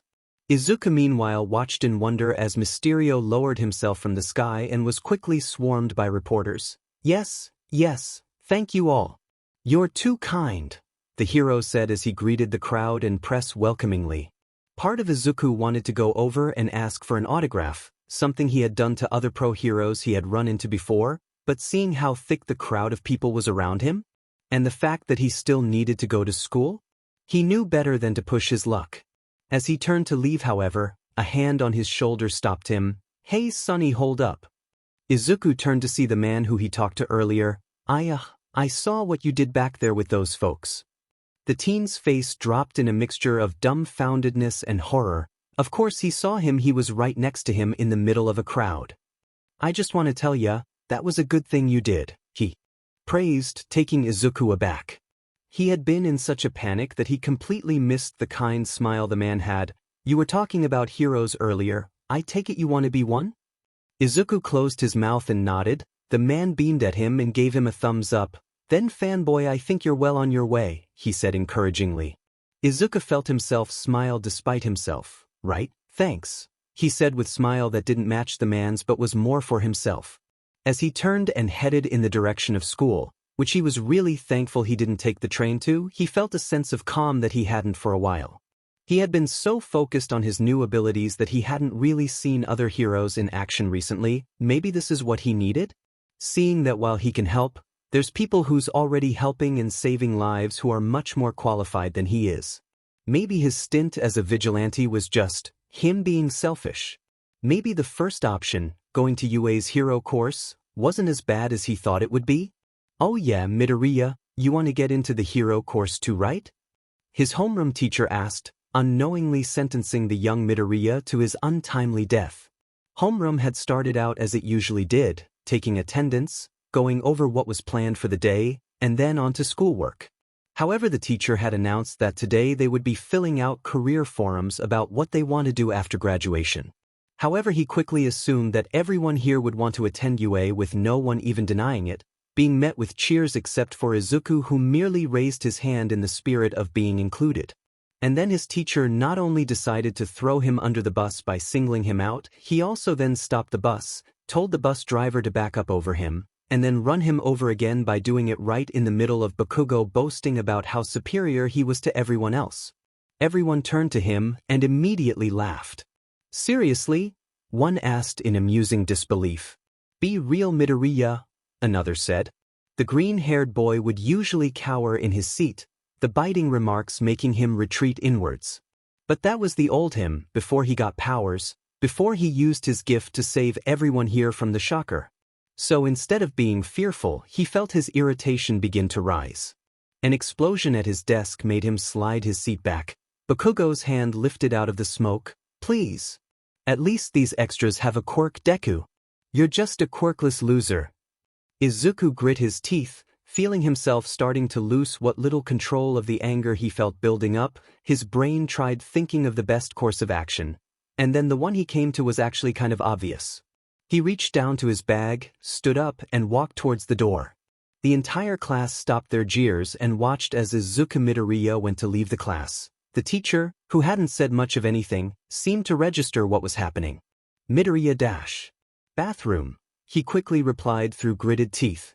His teacher's voice became firm. Midoriya, I didn't dismiss you. Get back to your seat, he warned. Straw. Me back. Izuku whirled his head around to his teacher as he reached the door. Or what? You'll fail me? That's nothing new, he spat out venomously before opening the door and slamming it shut behind him. Holy shit, one of the students said in shock. Mysterio let out a long, irritated sigh as he finished filing the paperwork. Something that wasn't discussed very often when it came to pro-hero work was how much bureaucracy was involved with the process. Writing reports after a shift could take hours depending on what needs to be documented. Larger agencies have people assigned to do such tasks, but for Mysterio, it was only him. Such was the price of fame. Supporting others on his name wasn't good for his brand yet. Once his reputation was well established in the hero community as someone reliable, he could hire sidekicks to delegate tasks to, but until then it was him, in his office, at his warehouse where his equipment was developed and stored. As he grabbed an envelope to seal the documents inside, his phone rang. Not his cell or the one on his desk, the one inside his desk's hidden compartment. The man stiffened at the sound. Reaching into his drawer, he lifted up the false bottom it had and pulled out the disposable cell. Answering it, he held it up to the side of his head. Hello. It's me. The Rose's voice said. Mysterio let out a breath. I have a quick job for you. The pro-hero's helmet dipped forward. I understand, he replied. But I need a distraction that will gather the attention of the heroes in Mufesu. The Rose informed him. Mysterio's head lifted up. That was the same part of the city that UA was at, and whatever hesitation he still held evaporated at the prospect of getting back at that stupid school. Don't be seen near it, understand? The Rose's icy voice asked. You can count on me to make a performance. The helmeted hero said with a vindictive voice. As the phone on the other end hung up, Mysterio raised his hands to the sides of his helmet and pulled it off, revealing the face of the man beneath the helmet, Genkashi. Exiting his office that overlooked his warehouse, he looked over the various support items he had constructed himself to help supplement his quirk. When his eyes landed on one in particular, he smirked to himself. Yeah, that'll do just fine. Why did I do that? Why did I do that? Why did I do that? Izuku thought as he slouched in his seat. He didn't return to his class until after his homeroom teacher had left and the next PRD of the day had started. Ever since then, however, he had gone into a spiral inside his head. Even when his teachers didn't pay him any mind or show any care about him, he would typically brush it off, try to ignore it, or just simply let it slide. But not today, nope. He just had to backtalk. He didn't even know where that came from. But it was out of his mouth before he could stop himself. It was like how he would mutter to himself out loud, but instead of insightful and informative it was sassy and mean. He noticed, of course, that his entire class was now keeping an eye on him, expecting his next eruption at any point. He didn't even dare look at Bakugo for fear of how he would take the whole thing. Thankfully he had gotten to the last class of the day, as long as he didn't cause a fuss on the way out of school and back home things should be. Deku. Izuku would have banged his head against his desk if it wasn't already against his forehead, maybe if he pretended he was in a coma of some sort? A hand slammed on his desk. Don't ignore me, Deku, the blonde barked, making his jolt up in his seat. Bakugo loomed over him. Behind him a pair of his friends which Izuku forgot the names of. A leering smirk came over his bully's face. Didn't expect you to actually speak up like that, but don't start getting any ideas, he threatened. He pointed his thumb to his chest boastfully. The best of the best heroes showed signs back when they were students, and when I graduate from this backwater public school and get into UA, I'll be the first and only student from here to get such an honor, he said with pride in every word. Izuku's face held a conflicted expression, so Katsuki laid a hand on his shoulder, smoke emanating from his plan as it very lightly burned his uniform. So in other words, don't even bother trying to get into UA, he said with a fake pleasant smile. As he walked away, one of his friends chuckled, Geez, we'll stand up to a teacher but not Bakugo. Who does that say more about? Izuku lowered his head and frowned in shame. Was this really any better? If he showed off his powers right now it'd shut them all up, and the expression on Bakugo's face might just be worth whatever trouble he'd get into. But he couldn't. He had to keep that part of him hidden until the exams, 10 months away and, well hey, if you want to be a hero so bad, I got some advice for you. Bakugo said smugly, stopping before the door and looking over his shoulder at the green-haired teen. If you want a quirk in your next life, how about you take a swan dive off the roof, he taunted venomously. Izuku grabbed his desk, his teeth gritting as he turned to Bakugo. The other student's hand raised up as a number of small explosions popped off his palm. Yeah? What? He taunted. Izuku let go of the desk, strode forward towards Bakugo, and brushed past him. The blonde's expression changed from arrogant amusement to completely sad. Who do you think dash? He began to shout as he reached for Izuku's shoulder. His spider sense warned him off the grab and instinctively reached back and grabbed him by the wrist as he turned.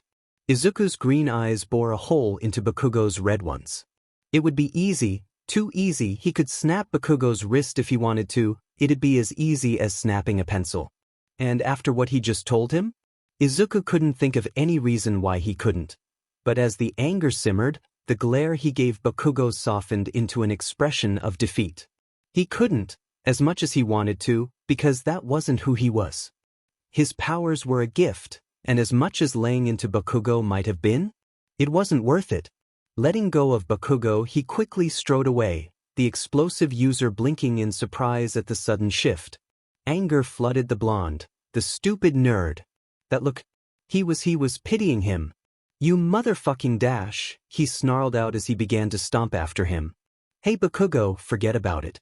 He's just Deku, he's not worth it. One of his lackeys said dismissively. The blonde whirled around and shot him a look that made him back off. Shut the F dash up, he growled out. But when he turned back down the hall, Izuku was gone, which just set him off even more. What Bakugo didn't know was that Izuku had, in a sense, taken his advice. Going down the empty stairwell, he slipped out the open window on the second floor and leapt down to the empty plaza in the school's center near the koi pond. Walking over to the pond, he looked down and saw his reflection. His face was scrunched up in hurt and frustration, and regret. How had things gotten this bad between him and Bakugo? They used to be friends. And while he had turned into a bully, a self-centered one at that, the thought that he would even bait him into suicide was, he was said. Kachin? No, that was. He wasn't Kachin. He wasn't his friend. He hadn't been for a long time, and this made him see that now. He felt tears of frustration gather in his eyes and he quickly wiped them away. Walking away from the koi pond, he began his trek home but at a much slower pace than usual. So to recap my day. I commit an act of vigilantism right in front of someone at a superhero and supervillain battle. My teacher singles me out and makes me the laughing stock of the class, again, and I respond by back talking to him. And Bakugo not only threatens me to not even try for UA but tells me to kill myself. He thought to himself as he approached a small overpass that formed a tunnel he walked through on his way home. As he walked over a sewer grate, however, he didn't notice the green sludge that began to reach up through the manhole that he had just passed over. The green-haired teen was ignorant to the growing mass of slime behind him. Could today possibly get any worse? Izuku asked himself in frustration before he felt his spider sense go down his spine. He turned around just in time to see eyeballs form in the mass of slime along with a set of teeth. Apparently it can, he answered himself. Ah, a medium-sized body. Perfect to hide in, the sludge said as tendrils of slime reached for Izuku. The teen leapt back, the slime still reaching out for him as the high schooler landed on his hand to the ground. Hey! Stay still, I need your body. Nope. Izuku shuddered at the phrasing of that as he pressed off the ground and launched himself backwards out of the tunnel and out of the sludge man's grasp. Okay, I just need to get away, change into my suit and stop this guy, Izuku thought.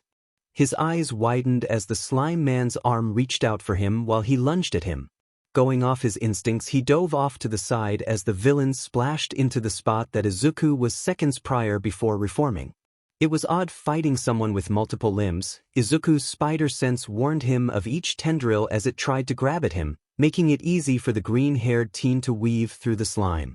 However, the fact that the villain had mentioned wanting to wear him made him cautious against attacking. One of the tendrils snapped towards his head and on instinct he swatted it away. The substance stuck to his hand and tried to pull him, but Izuku's strength was greater.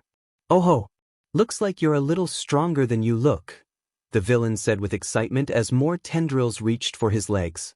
Izuku jumped over them easily and tried to make a run past the villain's side, but the mass of slime expanded out until he covered the tunnel completely. If I could use my webs, I'd just swing away and get some distance, but if I do that, fight this guy, and then beat him, he'll tell the police what I did. He realized.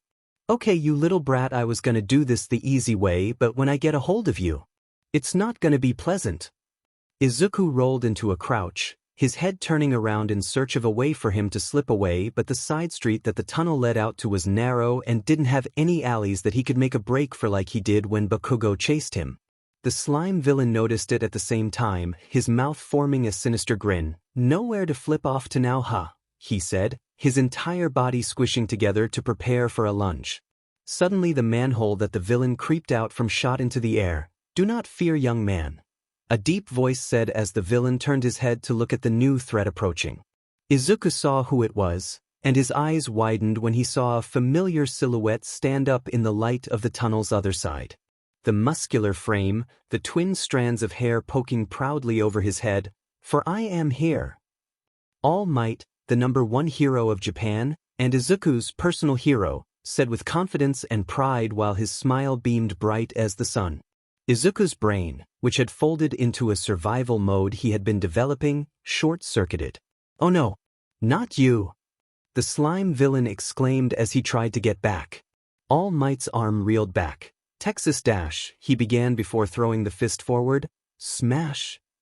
A gust of wind with the ferocity of a tornado ripped through the tunnel and into the slime villain. The sludge coming apart and splattering across the ground like a power washer had blasted him apart.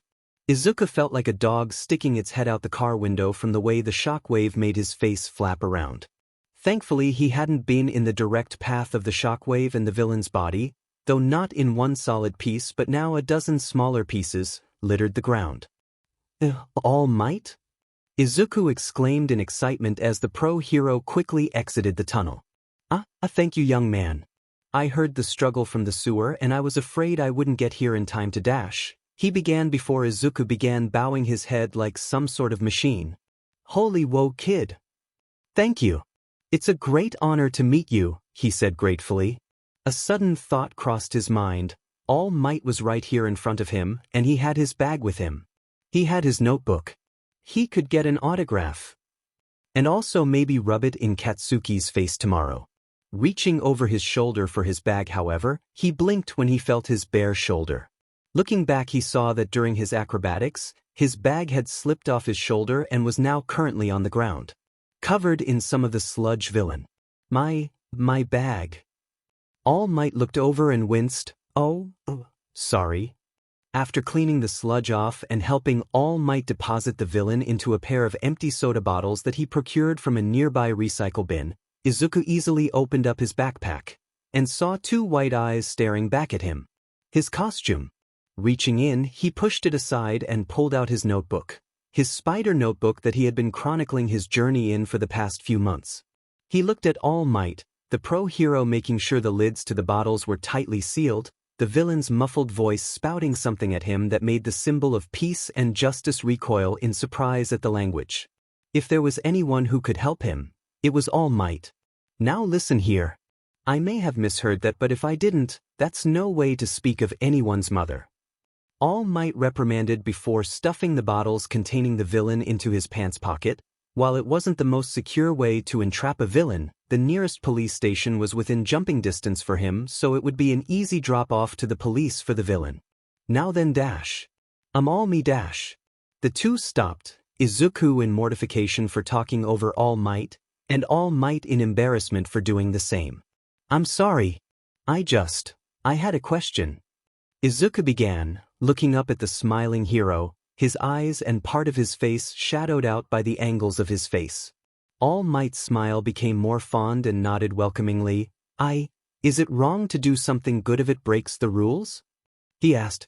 He shook his head quickly when he realized how bad that probably sounded. I mean, if I see someone in trouble like you saw me, then is it wrong of me to help? Even if I don't, if I'm not allowed to? He asked. The symbol of peace looked taken aback by the question. His fond smile eased up. Young man, what's your name? He asked politely. Izuku swallowed. Izuku Midoriya, sir. He quickly answered. Young Midoriya, I can understand the desire to help. It's a trait that every hero has. But you must also realize that the power you have, that everyone has, must be used with care. He said easily. Izuku nodded in understanding but didn't seem satisfied by the answer. The hero noticed this and continued, I know it may seem like inaction is the worst thing you can do. But you must also consider the danger, both to you and to others. Izuku nodded again. I know if I can do something to help others, not doing anything when I can, it feels like I'm being selfish. He admitted. His powers were a gift, and the fact that he could finally achieve his dream instilled him with the notion that he had to earn it. He didn't speak any of the out loud to All Might, it would lead to too many questions. But All Might saw the way a weight settled on the young man's shoulders and the frustration directly at himself. It was something he recognized all too well from his youth. Young Midoriya, there is nothing wrong with wanting to help others. That's the basic necessity of being a hero, but that comes with a great responsibility. And it's our jobs as pros to be able to shoulder that responsibility so people like you don't have to. He explained. Izuku blinked as he looked down in thought at his idol's words. Thank you, All Might, you've given me a lot to think about, he said. The number one hero gave him a thumbs up, his grin becoming more good-natured. Can I also have your autograph? He added with a flush of embarrassment. The symbol of peace bellowed out a hearty laugh at the fanboy question.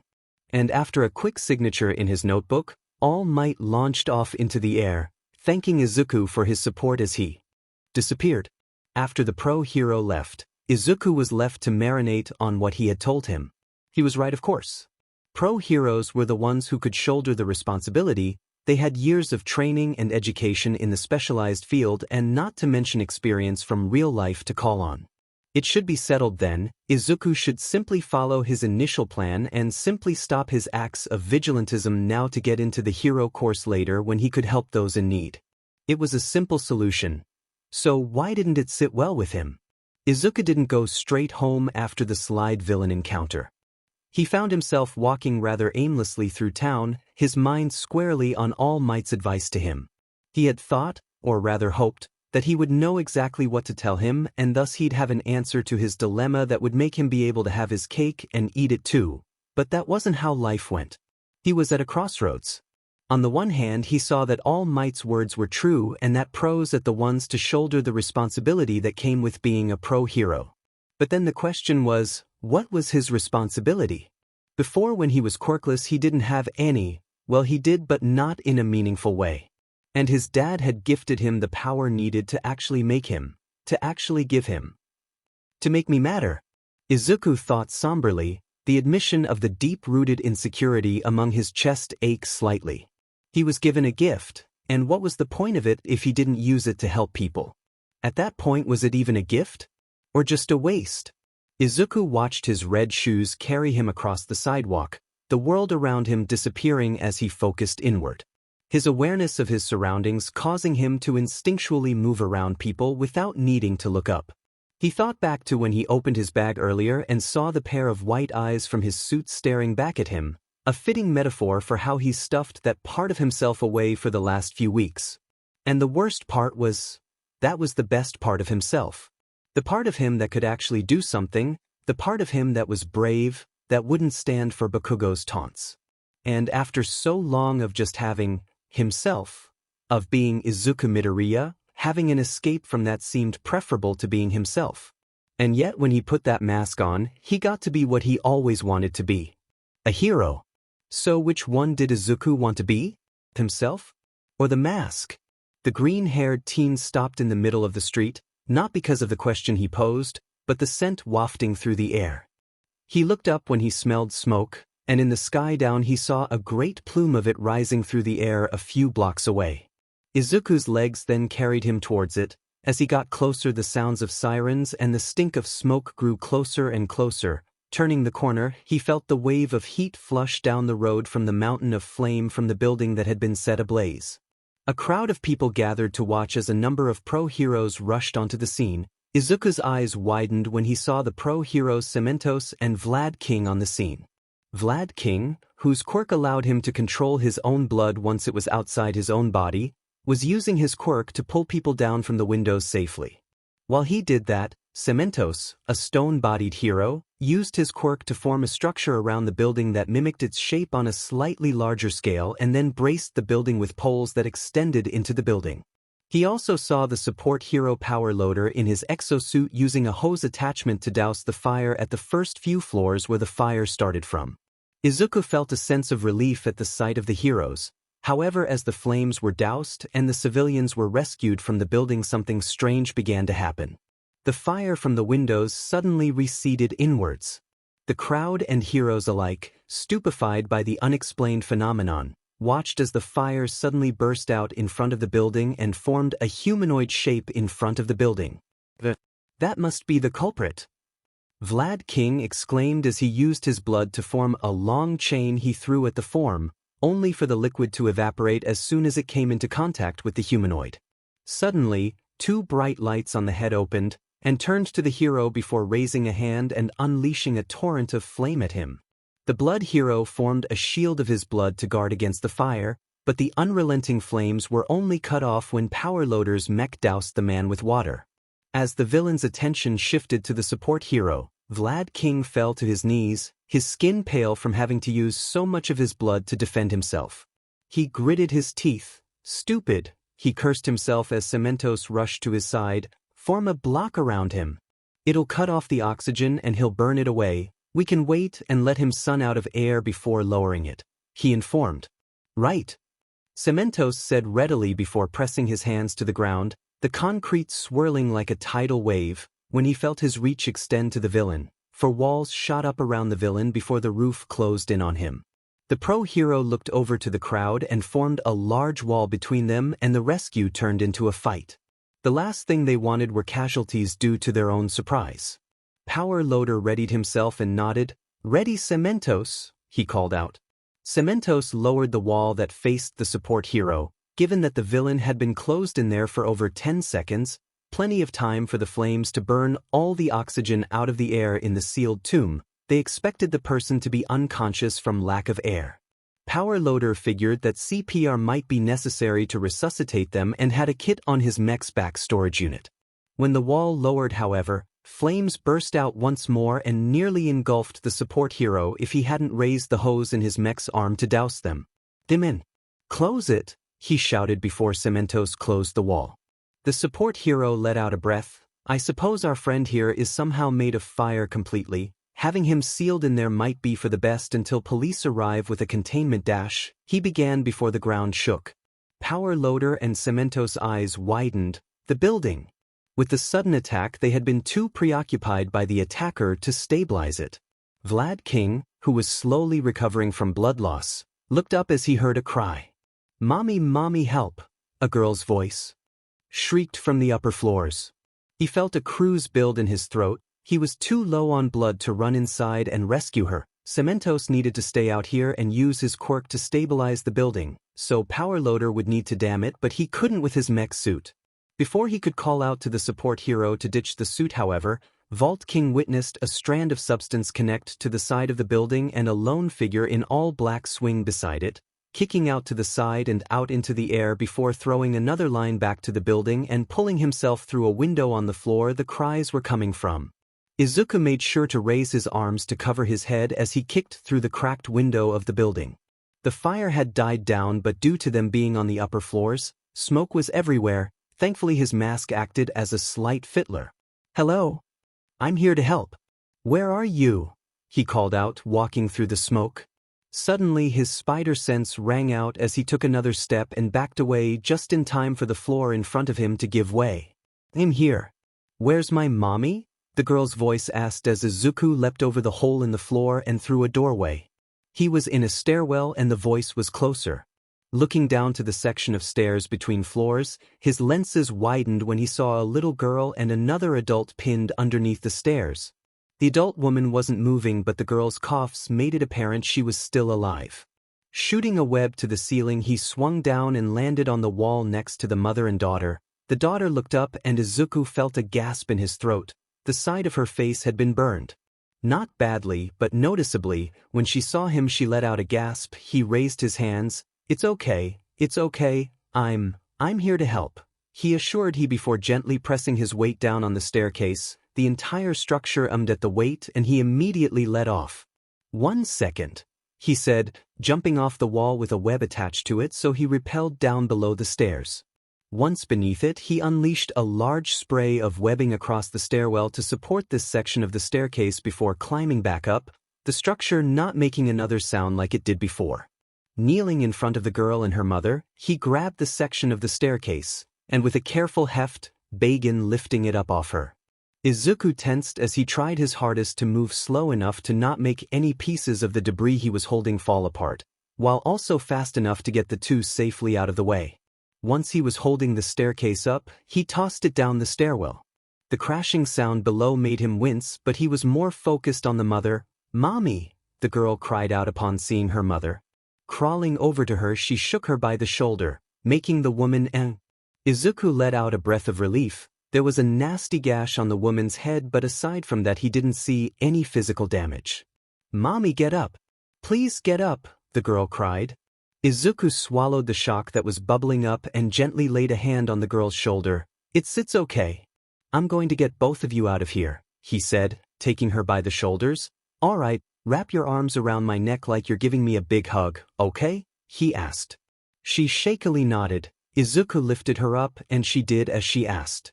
With one hand supporting her, he scooped the mother over his other shoulder as the staircase above them groaned and his spider sense went off.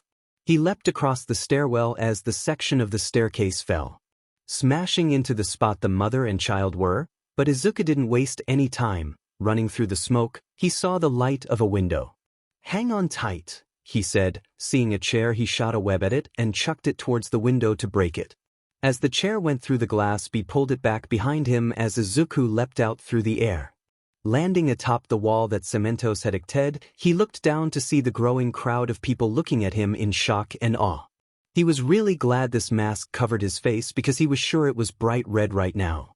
That's when he spotted an ambulance that had parked at the outer rim of the crowd with the doors open. Leaping across the sea of bystanders, he approached the paramedic as they got the gurney out. "Please, help. This woman, she don't dash."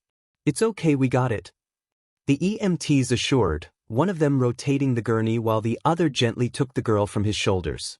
Izuku laid the woman down across the stretcher and stepped back. As they got to work on the kid and the woman, Izuku realized two things. Firstly, he had just blatantly performed an act of vigilantism in broad daylight. in front of both a crowd of people and pro-heroes alike, heroes who taught at the exact same school that he wanted to get into. The second thing he realized was the crowd. People behind him erupted in cheers, nearly causing him to jump as he turned his head over his shoulder. People of various shapes and sizes clapping their hands and shouting words of encouragement at him. That was amazing. Nice going, new guy. Great job. And Izuku Midorya, met with overwhelming positivity, did the one thing he could think of. The one thing that his years of being a social outcast and nerd who had been belittled for most of his life could ever possibly think of. He ran away, well, more like he fled the scene. Leaping onto the ambulance, he sprung off and shot a web line to swing from out ahead of him. As he climbed the line and furthered himself from the crowd, he turned his swing off to the roof of a building he had run to and left his clothes scattered atop of. Dropping onto the roof by a water tower, he climbed over the support beams and sat down in the shadow of the tower before pulling his mask off his head with a bewildered expression. All Might's words from earlier rung in his head like a bell. Being a hero comes with great responsibility, he thought, looking down at his mask in his hands. He shook his head in disbelief. That wasn't his responsibility. He wasn't a pro. He had no right to interfere with any of that. He might have just wasted his shot at even getting into UA because of it. But they were safe. That mother and daughter were safe because of him. Maybe the other pros could have done something to save them, but with how preoccupied they were with the villain and at the rate that building was coming apart there wasn't any time to think. When he saw what was happening, his body just moved on its own. His head leaned back until it hit the beam behind him. Closing his eyes in frustration, he asked himself aloud the question that was now burning in his mind. What am I supposed to do? He asked himself. She rolled over in bed. It was light out and the sun was peeking through her curtains and telling her that it was time to rise. The only problem was her alarm wasn't waking her up, and she knew that she set it for last night, so that could only mean she was up before her alarm. Groaning to herself, she felt a weight on her bed shift, light pads approaching her head. When she opened her teal eyes, she was met by the green ones of her nightly companion to bed. Meow. Itsuka Kendo smiled sleepily as her hand raised from beneath her covers, running her fingers through the soft black fur of her cat. Morning, Felicia, she greeted as her animal companion purred affectionately at her owner's touch. The cat's midsection curved as she ran her hand down her back. Once she was content with the affection she received, she climbed over and laid down directly on her owner's face. Kendo considered the option of staying like this, with her cat's tummy over her face, but when her alarm did go off a second later, she groaned against her cat's belly. Come on. Move, you lazy beach, she said, gently urging the cat with her hand. Mro, was the cat's simple reply before Itsuka picked the small creature up off her head and set her down on the bed. Reaching out to her phone, she shut the alarm off. Sitting up in bed, she stretched her arms above her head, craning her neck and back until she felt the satisfying pops along her lower back. Slipping out of bed, she entered her bathroom and looked at herself in the mirror. Her teal eyes looked back at her as her hand reached up to her copper-colored hair and began gathering it to the left side of her head, which she then tied into a ponytail. Itsuka smiled at herself, which then showed her she needed to brush her teeth, which she quickly did. She looked herself over again. Her form was a perfect contrast between young woman and athlete. Her arms and legs both had tone and muscle to them, but nothing that a bodybuilder would have. Her abdominal muscles were more refined and slightly noticeable in the white shirt that was probably more or less on its way out of her wardrobe considering how it hugged her concealed chest. The ginger-haired girl smiled at herself. She was often described as beautiful by her friends and family, and she was confident with herself enough to agree. Exiting her bedroom, she changed into the school uniform she had set out the night before, black skirt, white dress shirt, and beige vest with the school's logo on the left BRST. She strolled down the hall with her cat, who smelled the cooking food, followed after her. Turning into the kitchen and dining room, she saw her dad in front of the stove with a pan in hand. Turning to her, he smiled. Morning, kiddo, he greeted warmly. Ryuji Kendo was an older man, his black hair starting to gray on the sides. It wasn't due to his age, but her former job rather. Being a police chief had been stressful for everyone in the family, and his retirement 2 years ago had been a long sigh of relief for everyone. Morning, Dad. she greeted as he lifted the pan he was working with. Grabbing a spatula, he deposited the eggs he had been cooking onto a plate for her. She smiled at his breakfast. "You know you don't need to make me breakfast every morning," she chided lightly. "There's plenty of granola bars and cereal," she said, taking the plate regardless and setting down at one of the 4 seats at the dining room table. "Honey, I woke up 2 hours ago, like I have for the past 20 years, and with nothing else to do but sit on my butt and collect my pension, the least I can do is cook some food around here," Ryuji told her with a smirk as he turned off the stove and grabbed the cup of coffee he had poured for himself. As his daughter dug in, he took a sip of the dark brown liquid. The plain black coffee was something he'd have every morning to wake him up back when he was a patrolman, and it was something his daughter had picked up as well. Itsuka ate the eggs as her cat rubbed up against her legs, but she wouldn't be giving her any table scraps. "So what's the plan for today, Dad?" she asked between bites. Ryuji swallowed his coffee before answering. "Well, Emi is training some new students today in the dojo, so I'm going to run out and grab some supplies she needs," he informed her. Emi Kendo, his wife and head of the Kendo dojo that was located directly below their house's living quarters, was probably one of the most patient and fierce women he had ever met. Save for his daughter who inherited the same fire as his mother. He smirked at her. "But I did hear that a certain shop got in a certain chain you've been looking for," he teased. Kendo's eyes widened as she nearly choked on her eggs. "Seriously?" she asked. Her dad nodded and an excited grin spread over her face. She and her dad, though mostly her by this point, had been working on a Triumph Bonneville motorcycle for the last 2 years since her dad retired. The trouble being that parts were often expensive for such an old model, but thankfully a shop nearby would get parts passing through for a pretty decent price. "I'll stop by after school and pick it up," she said before going back to her food. After finishing the eggs, getting some milk, and feeding Felicia, she gave her dad a peck on the cheek and took the stairs down to the dojo where her mom was. Saying goodbye to her, she was off on her way to school with a mission to go on afterwards. Mihei High School wasn't anything special, but Kendo didn't mind it one bit. It was a good school and she had met some of her best friends here, so she couldn't find much at fault with it. Classes passed as they usually did, with her sitting beside her friends, Setsuna Togeki and Yui Kodai, throughout her lessons with one or the other. "So, Grease Monkey, you excited for your chain?" Setsuna asked her friend with a shark-like grin that matched her personality. The green-haired girl, like Itsuka and Yui, intended to become a pro hero as well, though she had enough good grades to try out through recommendations. Due to her drive and training, her form was fit like Itsuka's but not athletic. She wore her uniform without her vest and her sleeves rolled up, preferring comfort over. The ginger-haired girl smirked despite the teasing. "It's something I've been looking for,"